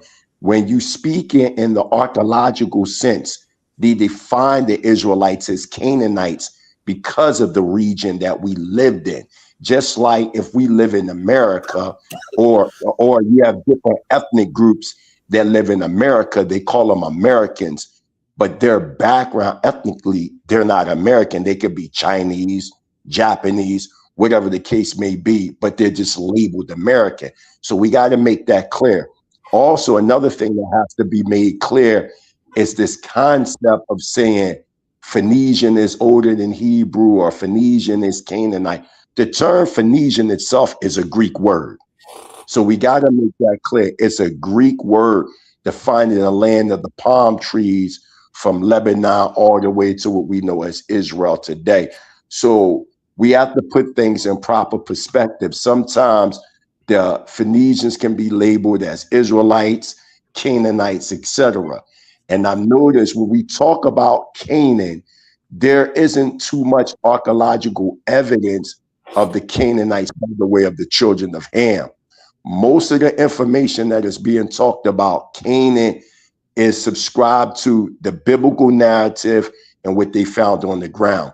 One of the things that I'm pushing, and I didn't tell Sister Napagas until now, there was a 9th century ACE historian by the name of Adad the Danite, and he identified the locations of Israelite communities that he tackled into during the 9th century ACE in East Africa.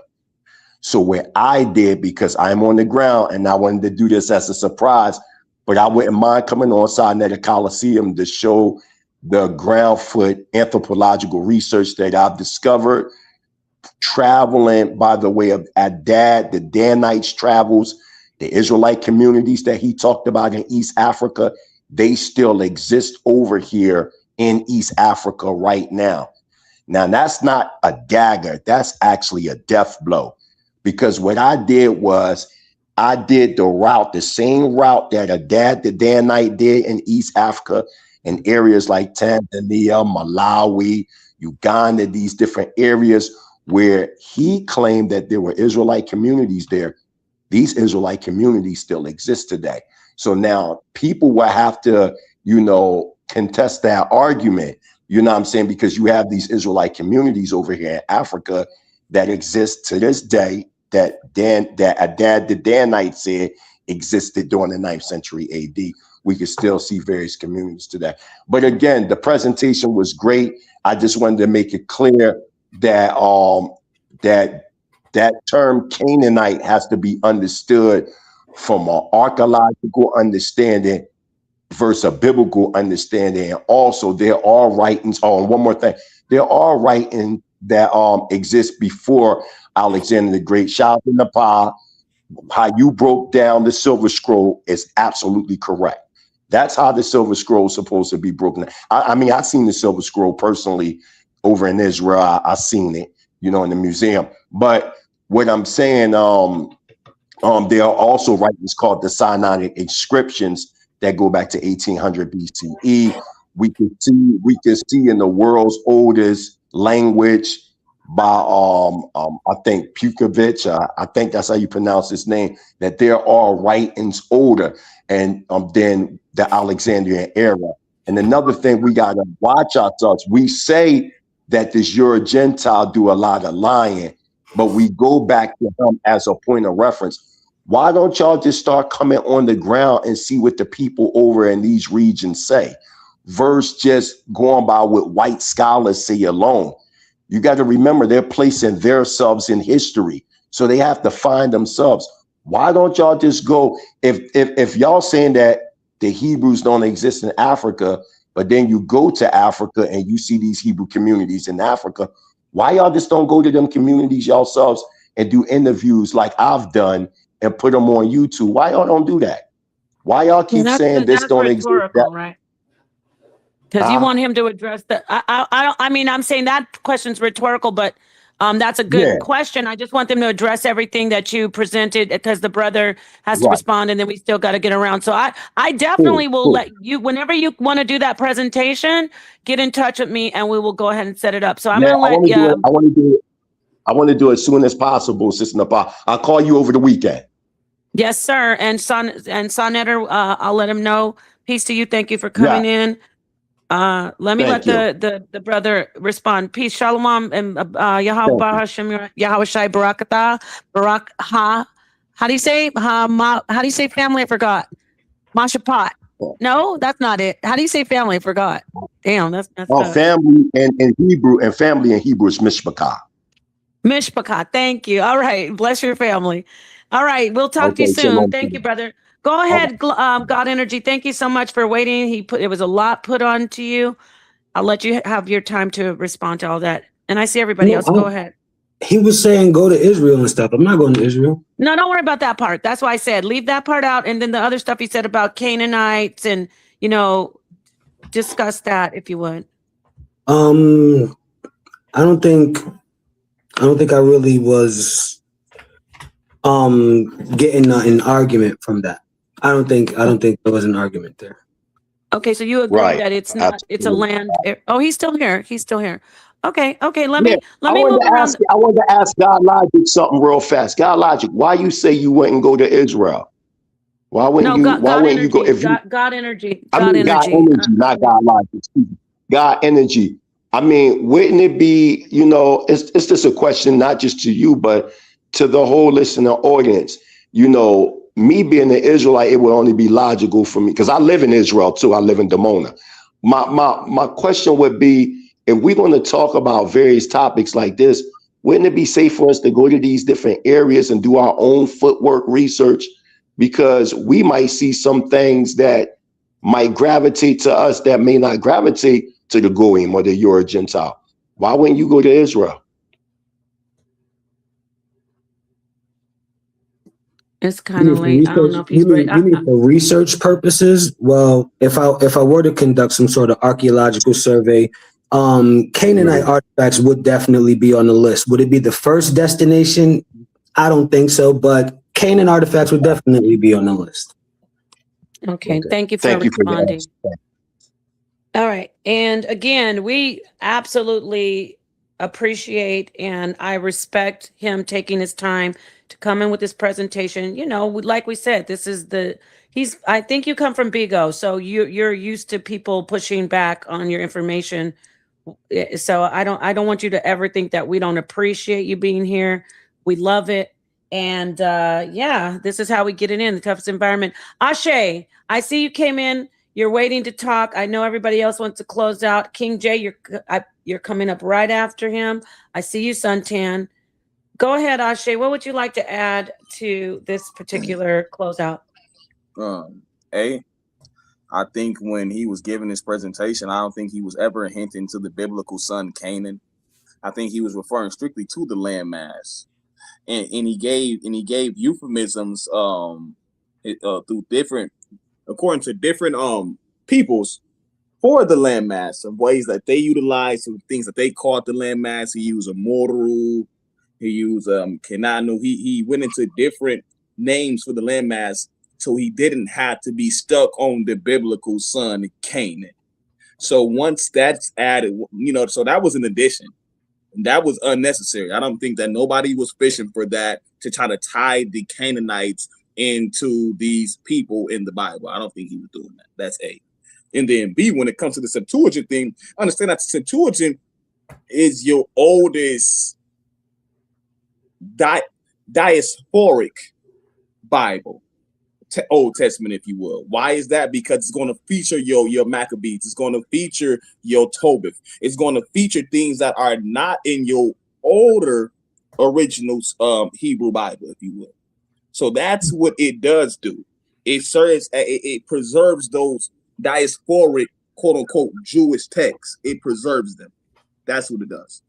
And lastly, my last thing I'm going to say is when it comes to actually going to these places and doing the groundwork, if you're doing your own archaeology and all stuff like that, man, salute to you. That's great.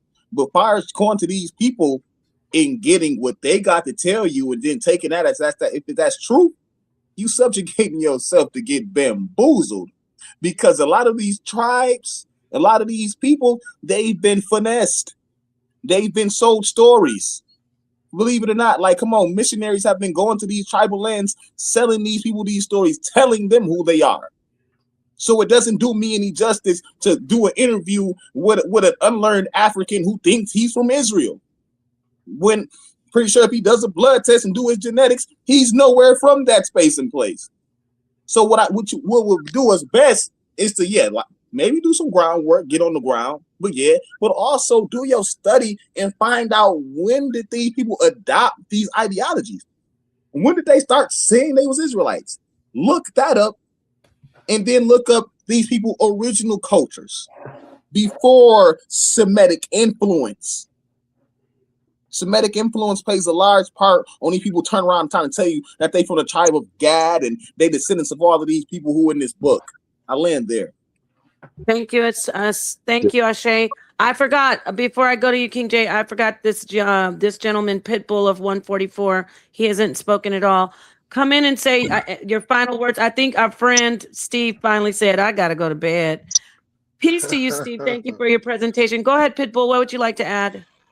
I just want to add that we're leaving out the fact that the Dead Sea Scrolls and all these different writings that predate the texts that are in question by God Energy, we have to take this in consideration. Not only that, we can clearly see in historical evidences that the Israelite or Hebrew, early Northwestern Semitic languages outside of Canaan, they come from primarily Egypt records. We can see this in the Transjordan inscripts, in the diaspora administrative text. We can see that their language formed outside of Canaan. So when we give these ideas that we've taken all of these different constructs from Canaan, when the information and the historicity of the linguistical system would be outside of Canaan found in the evidence. Not only that, when we look at the Canaanite Egyptian records, like for an example, the Shasu of Yahuwah, 13th to the 14th century BCE, these are Egyptian hieroglyphs texts that mention Yahuwah. So when you say things like that, you would have to say that these texts are not true and have not been found valid, but the archaeology and the scholarship that support these things say that they are. So that's another problem to his claim.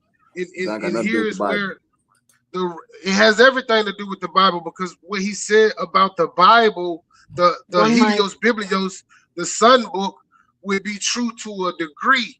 But when we get into like what these writings that I'm talking about in the Torah and the Tanakh, you got to also remember that these things were founded at different times and written in different times that preserve the original historical boundaries of what the message was of this information and the culture of the people, speaking a tongue that is Semitic, but it does not hold the same place and value in linguistical standards. So for you to say and claim these things, you would have to show the clear distinctions without a difference. And he has failed to do that in his dissertation. And I think that it was good what he did. I would agree it was a great presentation.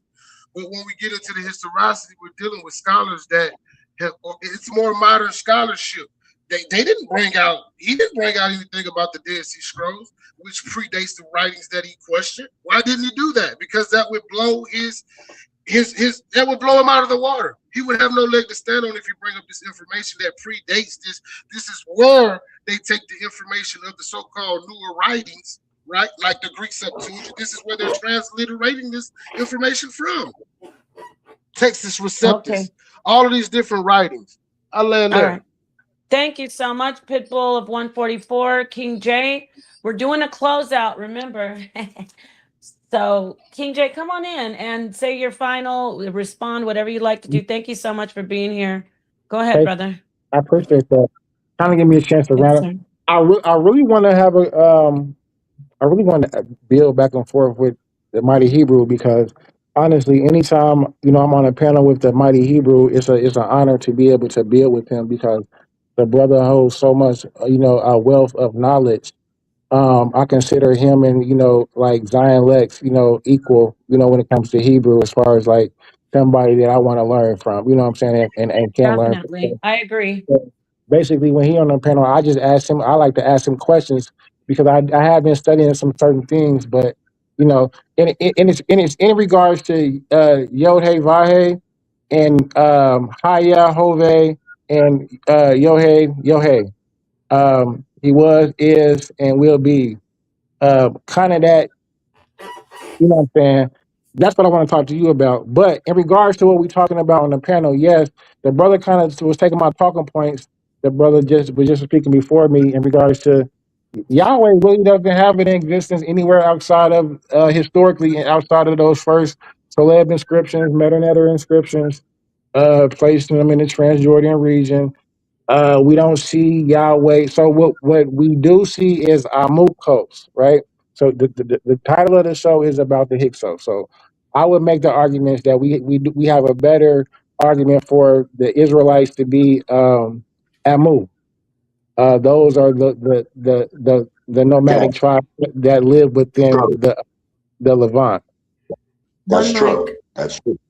Go Okay. ahead. All Go right. ahead. So, are you done, King J? Because I don't want Yeah, to, I said a lot. I said a lot. All right, Go ahead. thank you, thank you, thank you so much. Mighty Hebrew, you want to go ahead? I hear you saying true. Did you want to respond to that, and then I think, did we get everybody? I And think our friend, our brother Sars. Oh, Suntan, brother Elder Suntan. I'm gonna get you. I'm gonna get to you, sir. Yes, Go ma'am. ahead, Mighty Hebrew. it You was wanted it to say was it something? was yes, it was a few things that was said. So I'm gonna try to I'm gonna do this is gonna be my closing out. One of the things that I heard was we just can't basically go by the oral traditions of these Africans that been bamboozled with missionary work. So here's a prime example that I give you. I went to Nigeria in 2007 and I met a group of people in southern Nigeria known as the Imo Yomkodun people. In the Yoruba vernacular, it means the strange people, but they call themselves Bene Ephraim. And this is a tribe, it's probably roughly around 2,500 of them left. Now, this is what they say out of their own mouth. They say during the time of the Assyrian Babylonian captivity, they managed to migrate from Oase to Oase. And they landed first in Timbuktu, and then as time went on, they went into a land and they called the area the Onmi, which means good water. They don't know how that name took on the homie and moved further to the coast. And later on, as surrounding tribes started to come in, it became renamed as Nigeria. Now, they have an oral tradition, not only an oral tradition, but they have imparched in Aramaic the Hebrew Torah. They don't have no post-exilic understanding of what we see in the Apocrypha, where you see the Hanukkah, the Purim, things like that. They don't have none of that. And they themselves say they from the tribe of Ephraim. And they existed thousands of years before any missionaries came. I'm just using one example out of many that there are tribes in Africa that go back to correctly Shemitic origin, not Semitic, but Shemitic origin. We can't just throw, the baby out the bathwater, however they call it or say. We have to look at tribes that exist in Africa that have older traditions. Not only that, we got people such as Dr. John Henry Clark, that said out of his own mouth that there were African Hebrews or Shemitic Hebrews that migrated in Africa. Dr. Ben said it. We got Sheikh Anta Diop saying it in pre-colonial Black Africa. We have Infodizi, who recently just was on record in Egypt or Kemet, talking about original Hebrews from Africa migrating into Nigeria and Ghana. The ones that understand these things are those that travel on the ground. Another thing about this Hyksos thing, we got to get out of this concept, this old argument that the Hebrews are the Hyksos, or more correctly, the Israelites are Hyksos. That is an old academia argument that many have debunked. And furthermore, the Hyksos were known as Nubians, Amalekites. There were different people at different various times known by that term, even though that's a Greek term. That's not what the people of Kemet called themselves. And then if you read in the book Josephus, and then if you look in the books of against Amphion, and I don't know if y'all keep overlooking this on purpose, but there's a difference from a Hyksos versus a Hyksos. When you read in against Amphion, Josephus breaks this down. The Hyksos, rulers of foreign lands, or mistranslated as shepherd kings, and then you got the Hyksos, which is known as shepherd captives. So who are y'all talking about? Are y'all talking about the Hyksos, or y'all talking about the Hyksos? Because these are two different people. You okay? And y'all look over this because y'all try to make it seem as though that Josephus is calling the Israelites Hyksos. No, he's not. He is not saying that. He is calling them Hyksos, shepherd captives. And he make this clear when he tells you that there's a difference. So I just want to clarify that, because the argument keeps coming up that Josephus said that the Hebrews were Hyksos. No, he did not. He said they were Hyksos, and then he breaks down and against Amphion, and he distinguishes and shows the difference. So again, ground footwork is the best footwork. We cannot continuously regurgitate what Europeans are saying without doing our own investigative research, and then call our people in Africa liars and saying, oh, there's no Hebrews in Africa. Well, the people in Africa are saying, y'all lying, because there are communities throughout Africa that have been existing for centuries before Europeans even came with their missionary influences. I need for y'all to challenge these communities that are saying, because I did a presentation, the pod know about it, it's on FOP Israelites, where I interviewed extensively these communities throughout Africa, and they're saying y'all lying, that there are communities that existed before the missionary era that understood and know that they're Hebrews. So what do y'all say about these communities that been existing before these European missionaries came? What do y'all say about that? Oh, and to King James, what did you say about Yahweh? There was something you were saying about Yahweh, and I closed that out.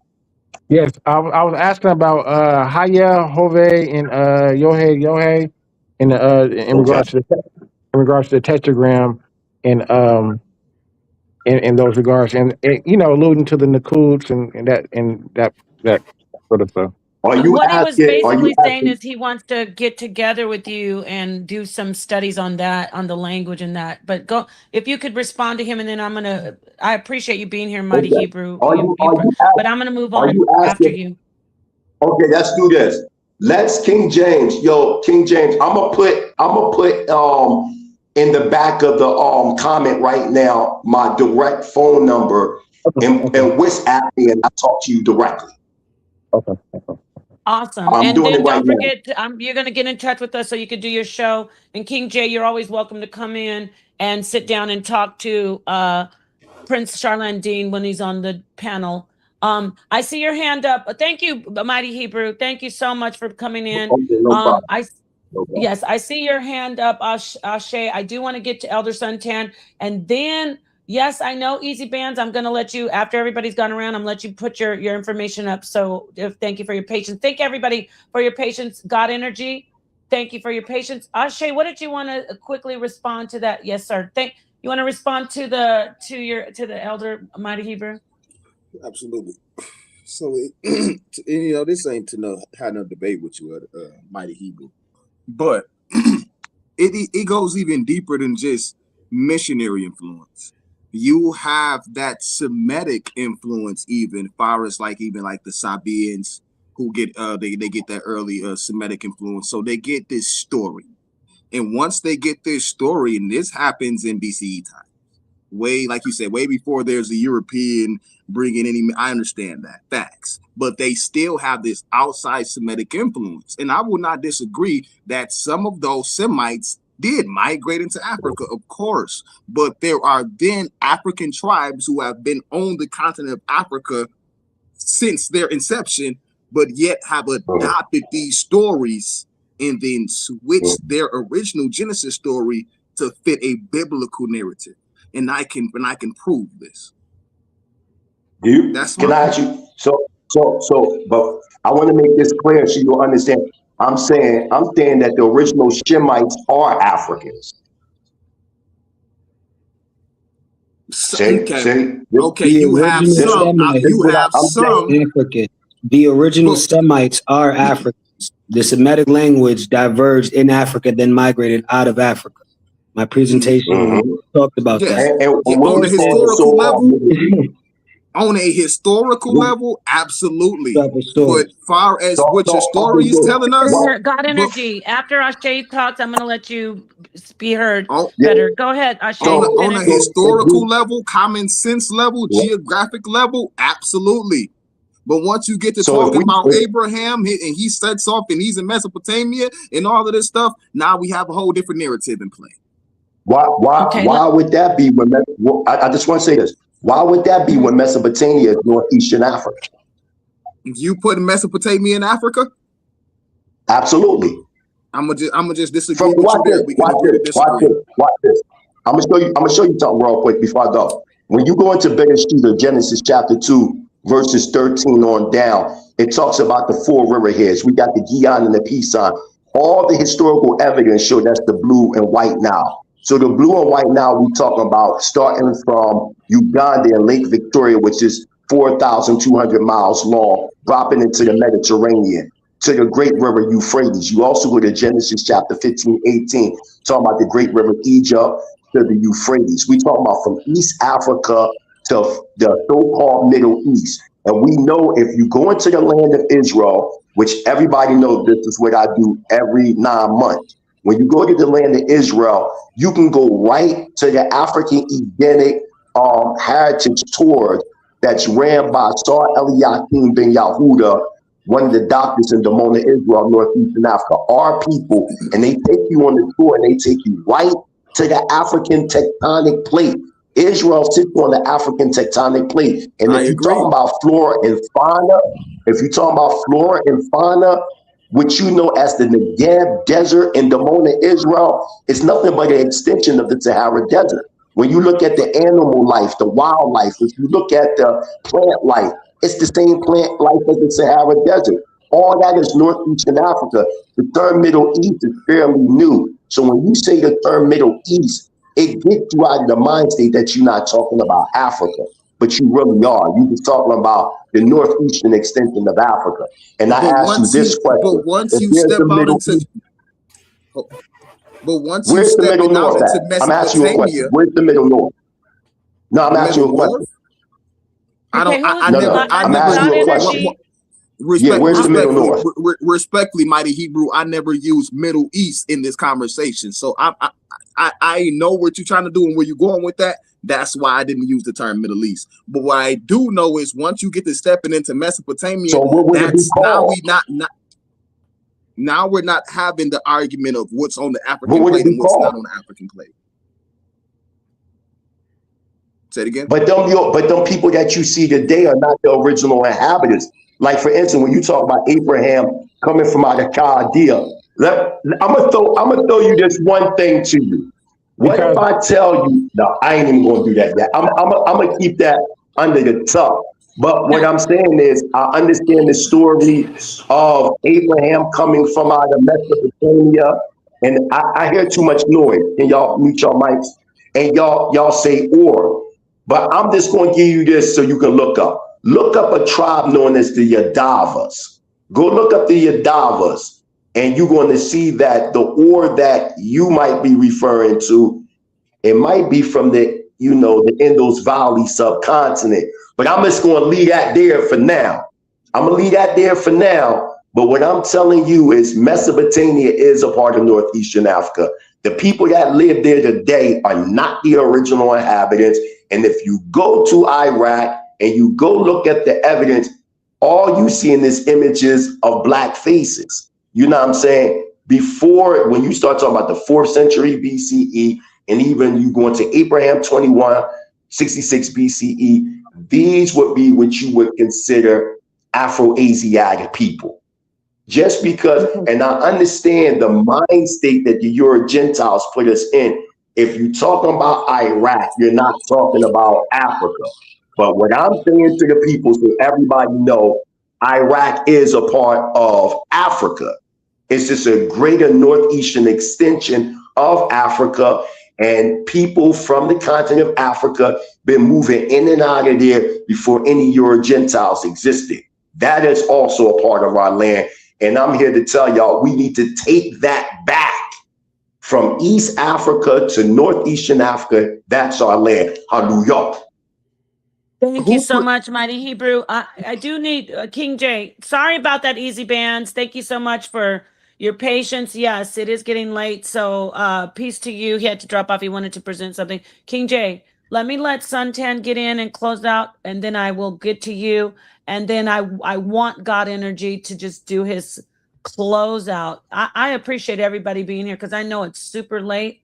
So thank you. Go ahead, Suntan. Are you awake? Yeah, all right. Peace and Thank peace you and so love. much for waiting so long, Suntan. Go ahead. No problem. Peace and love, and let's keep living and learning. And I got a question for you, Nepal, because I think I heard right. Did you say Nathalia, your daughter from your loins? Oh, you were just kidding. Okay. Yes, she's my daughter. That is my child. I love her. She is I'm so proud of. She is the child, my progeny. All right. No, she's not my real daughter, but she. I said that because I'm really proud of her. And somebody was trying to make it like, oh, you're scared of her. She and I, as a woman debater, even though I don't agree with what she pushes as far as what she researches, but I really, really have a lot of respect for her holding her own in this environment. But yeah, I don't ever, and if you're listening, Naphtali, you know I love you. We will get it in again. Don't ever think I'm scared of Naphtali when I'm the tree and she's the fruit. Okay? That's what I have to say. I didn't drop a bomb for myself, but I so wanted to, but I got to be fair. All right. So thank you, Suntan. Have a great night. Yeah, I'm going to everybody. Peace. King J, please respond and be aware that people falling asleep. And then we're going to let God Energy, he's going to have the last say so. No matter what, I'm not going to let anybody respond after he has the last say so. All right, go ahead, King J. Yes, I do want to address my closeout to what the brother I said in regards to Africa not being Mesopotamia. I would concur with the brother Mighty Hebrew, and I would give the example of Nimrod of Cush, because Nimrod of Cush, if you know what I'm referencing, his kingdom was the kingdom of Mesopotamia. So I'll just end with that, and I'll pass it on to who's next. Thank you so much for being very concise. I appreciate that. Now, at the end of the show, we bring in God Energy. I want to say, God Energy, this is your first time being on the HOK Colosseum. I am so happy that you came over. You are awesome. Listen, keep bringing the bomb squad over here. Y'all are not soft shells. I got to drop a bomb. Wait, hold on. You don't know how many people get their feelings hurt. Let me get that for you. Let me drop that bomb for you, brother. To be honest, I mean this sincerely. The bomb I will drop for you again because you did great in here. And your presentation was very premium. Go ahead, please. Close Thank out. you. Just to comment on the Semitic language having its origins in Africa, I do want to reference, it's called Semitic Languages Outline of a Comparative Grammar, page 43, page 44. Check out the presentation I did on Sarnetta to get more details on the House of Consciousness. Thank you for having us. It was definitely a good conversation. Shout out to Steve, who had his Hyksos identity presentation over here as well. It was a great conversation, y'all. Thank you so much. And everybody, you heard that. Steve, yes, thank you so much for coming in. And we will see you all soon. Ashe, thank you. Keep on, like I said, Ashe, I don't know if you're the person, the Moses that's leading your bomb squad brothers and sisters over here, but we a Hydra. We all equivalents. Are you the Hydra? We the Hydra. We all equivalent. Ain't nothing. How many heads are there actually on the Hydra? If you cut one out, we just go keep on growing. We just go keep on growing. That's right. See, some people try to give a number. It's infinite because the heads keep coming back. I got to drop a bomb for you on that one. All right, y'all. This is it. I'm going to close out. You can see your way out. Thank you so much to the HOK audience. Shout out to Son Netter, the one and only GOAT, and to everybody here that stayed with us so long. Everybody who came in, thank you, Mighty Hebrew. Thank you to everyone who came in. And we will see you tomorrow. We have more coming. We do. We have a lot more coming. And we appreciate all of you. Shout out to Afu Nation. You thought I wasn't going to shout you out? I love Afu Nation. I love the music. And with that said, I'm going to show you how much I love Afu Nation. Peace, everybody. Frankie on the trendsetter. You did it again, man. HOK Field Marshal, you know? None of them can bother dance on the top. Revelation, violate the general. Head up in a blood clot funeral home. Anchor the AK, Jabari got the crown. Hector was the how we sending them home. Regina the alley with a Cuban and a galley. Send you back on Nile Valley with a shot in your toe intellectually. How click the link if your scholarship sloppy. More just want make you cry with the truth. No lie, my youth, him a real historian. 21 guns salute for commission. Not a brother, a hustle, a move like all I found the black woman not all like Dulce and a yana for sister freedom. I don't whole panel know what time for Bible thumping the minute them see me come. Revelation set from the trendsetter. None of them can bother dance on it. None of them can bother dance on it. Them got a podcast but saw better. Yeah. Coast to coast, we be banging. Bringing all this knowledge, we be slanging. In the HOK, we don't do no entertaining. Speak the truth, speak the facts. What the niggas just a layman. Better get on one accord. The future can be yours. Ancestors push you more. We gotta go explore the sciences and math. The future's based on class. You bout to catch my wrath. We turning up this track. In the dark minds of the right. The dark heart still fight. We gotta make this right. Talk right now. We learn how to stand up and stand proud. No man down. We fam now. House of the conscious, my clan now. Frankie are the trendsetter. None of them can bother dance on it. None of them can bother dance on it. Them got a podcast, but saw better. When I look at you niggas, I see what I'm not. Go take him, a little bit of her, mix it with them, I put them in a pot. You still can't get none like me. It might sound the same, but it's unlikely. One white tee. If I lift it up, then you niggas gonna see where the gun might be. I thought I told ya. Afro Nation, revelation, we some soldiers. Sarnetta put this team together, now it's over. We got the weight of the world up on my shoulder. When you get conscious information, hearts turn colder. Now look at these trappers who rapping the same, so stuck in their lane, systemically, chemically. I'm thinking something is wrong with their brain. As long as they paid and for in the chain, I got nothing to say. They in love with the gang. I traded my gang for change, and now that I changed a few things, still say the same. Frankie are the trendsetter. None of them can bother dance on it. None of them can bother dance on it. Them got a podcast, but saw better.